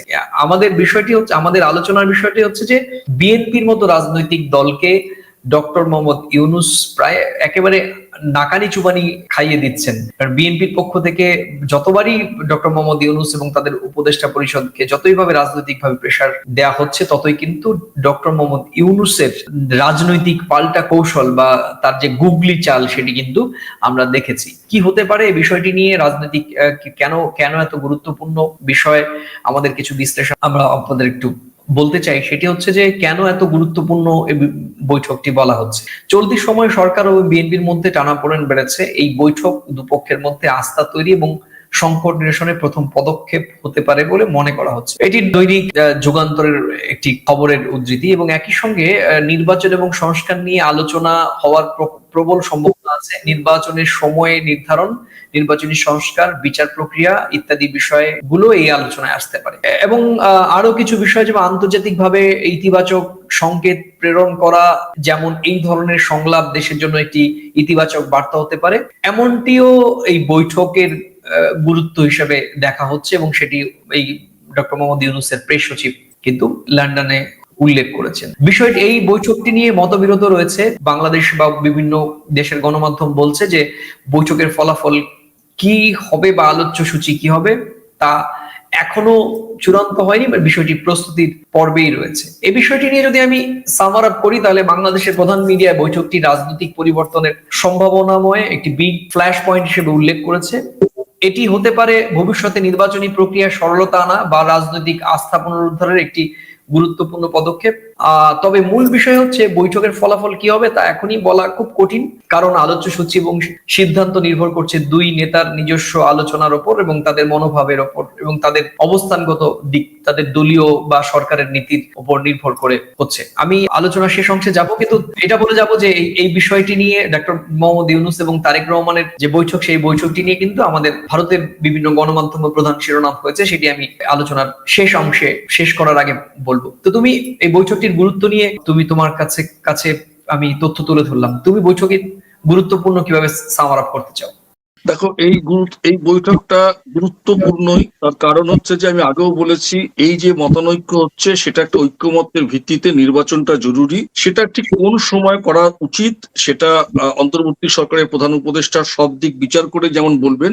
কেন বিএনপির যিনি মহাসচিব বোধহয় কালকে বলেছিলেন যে এপ্রিলের সময় বর্ষায় ঝড় ঝঞ্ঝা আসতে পারে, তারপরে নানা রকম পরীক্ষার বিষয়টা আসতে পারে।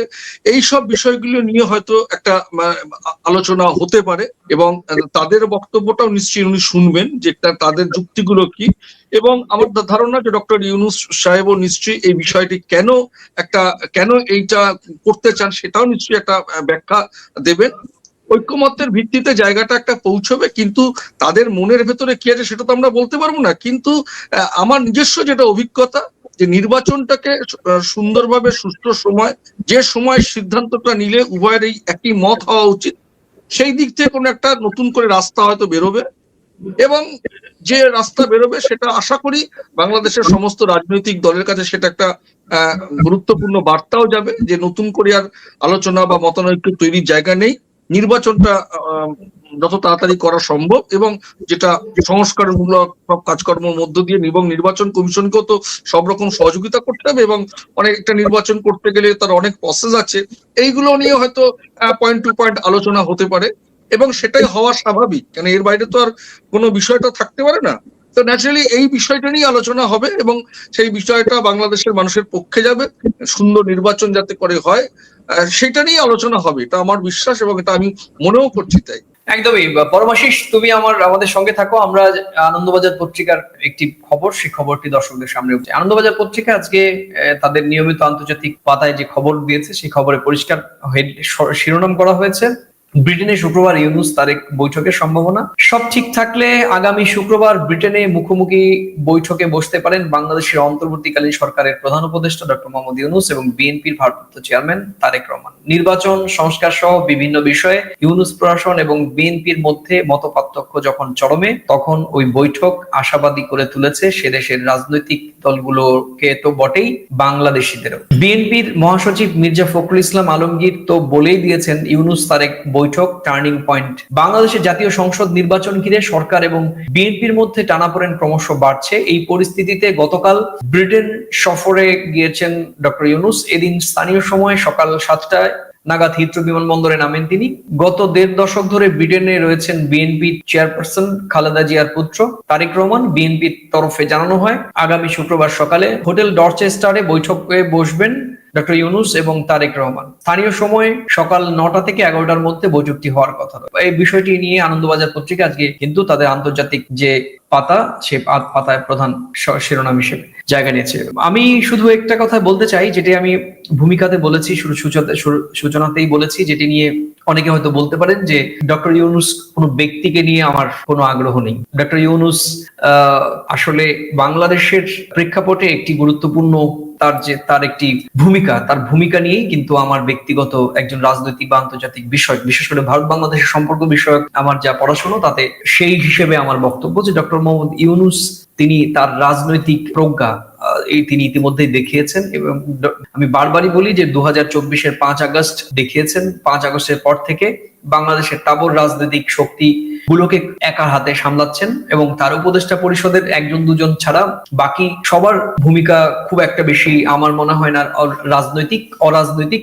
তার এই বিশাল উপদেষ্টা পরিষদের মধ্যে 1-2 তার কাছাকাছি হয়তো যেতে যাচ্ছেন, বাকিরা সবাই সবার নিজেদের দপ্তর বা মন্ত্রণালয় নিয়ে রয়েছেন। তার রাজনৈতিক উপদেষ্টা বা রাজনৈতিক পরামর্শদাতা কে সেটি এখনো প্রকাশ্যে আসেনি, কিন্তু ডক্টর মোহাম্মদ ইউনূস যে তার যে ব্যাপ্তি, সেটি নিঃসন্দেহে এই উপমহাদেশের ভূ রাজনৈতিক যে অঙ্ক, সেই অঙ্কে তিনি এই মুহূর্তে একটা গুরুত্বপূর্ণ মুখ হিসেবে হয়ে উঠেছেন। এবং আজকে থেকে হয়তো 30 থেকে 50 বছর পর এই ডক্টর ইউনূসের রাজনৈতিক ভূমিকা এবং তার এর পেছনে যে কারা এর পেছনে ছিলেন, কিংবা এই বাংলাদেশের রাজনীতির উত্থান পতনের সঙ্গে ডক্টর মোহাম্মদ ইউনূসের সম্পৃক্ততা কতটা ছিল, এবং পেছন থেকে ভূ রাজনৈতিক অঙ্ক কারা করে চলেছেন, সে সমস্ত হয়তো সামনে আসবে, এক সময় সেটি দেখা যাবে। তবে আমি ডক্টর মোহাম্মদ ইউনূসের এই যে কর্মকাণ্ড,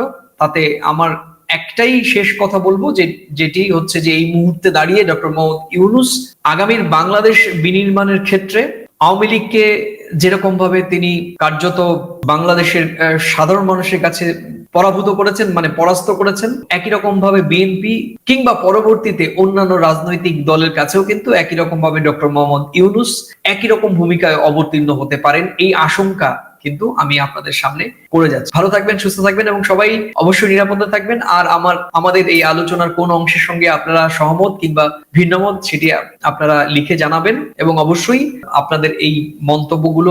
ধন্যবাদ প্রিয় দর্শকবৃন্দু, আমাদের ফুল ভিডিওটি দেখার জন্য আপনাকে জানাই অসংখ্য ধন্যবাদ। তো বন্ধুরা, আজকের এই নিউজটি দেখে আপনাদের কি মতামত অবশ্যই কমেন্ট বক্সে কমেন্ট করতে ভুলবেন না। আর হ্যাঁ, এমন নিত্য নতুন আপডেট খবর সবার আগে পেতে চাইলে এখনই আমাদের এই পিচ্চি সাকিব ইউটিউব চ্যানেলটি সাবস্ক্রাইব করুন। ধন্যবাদ।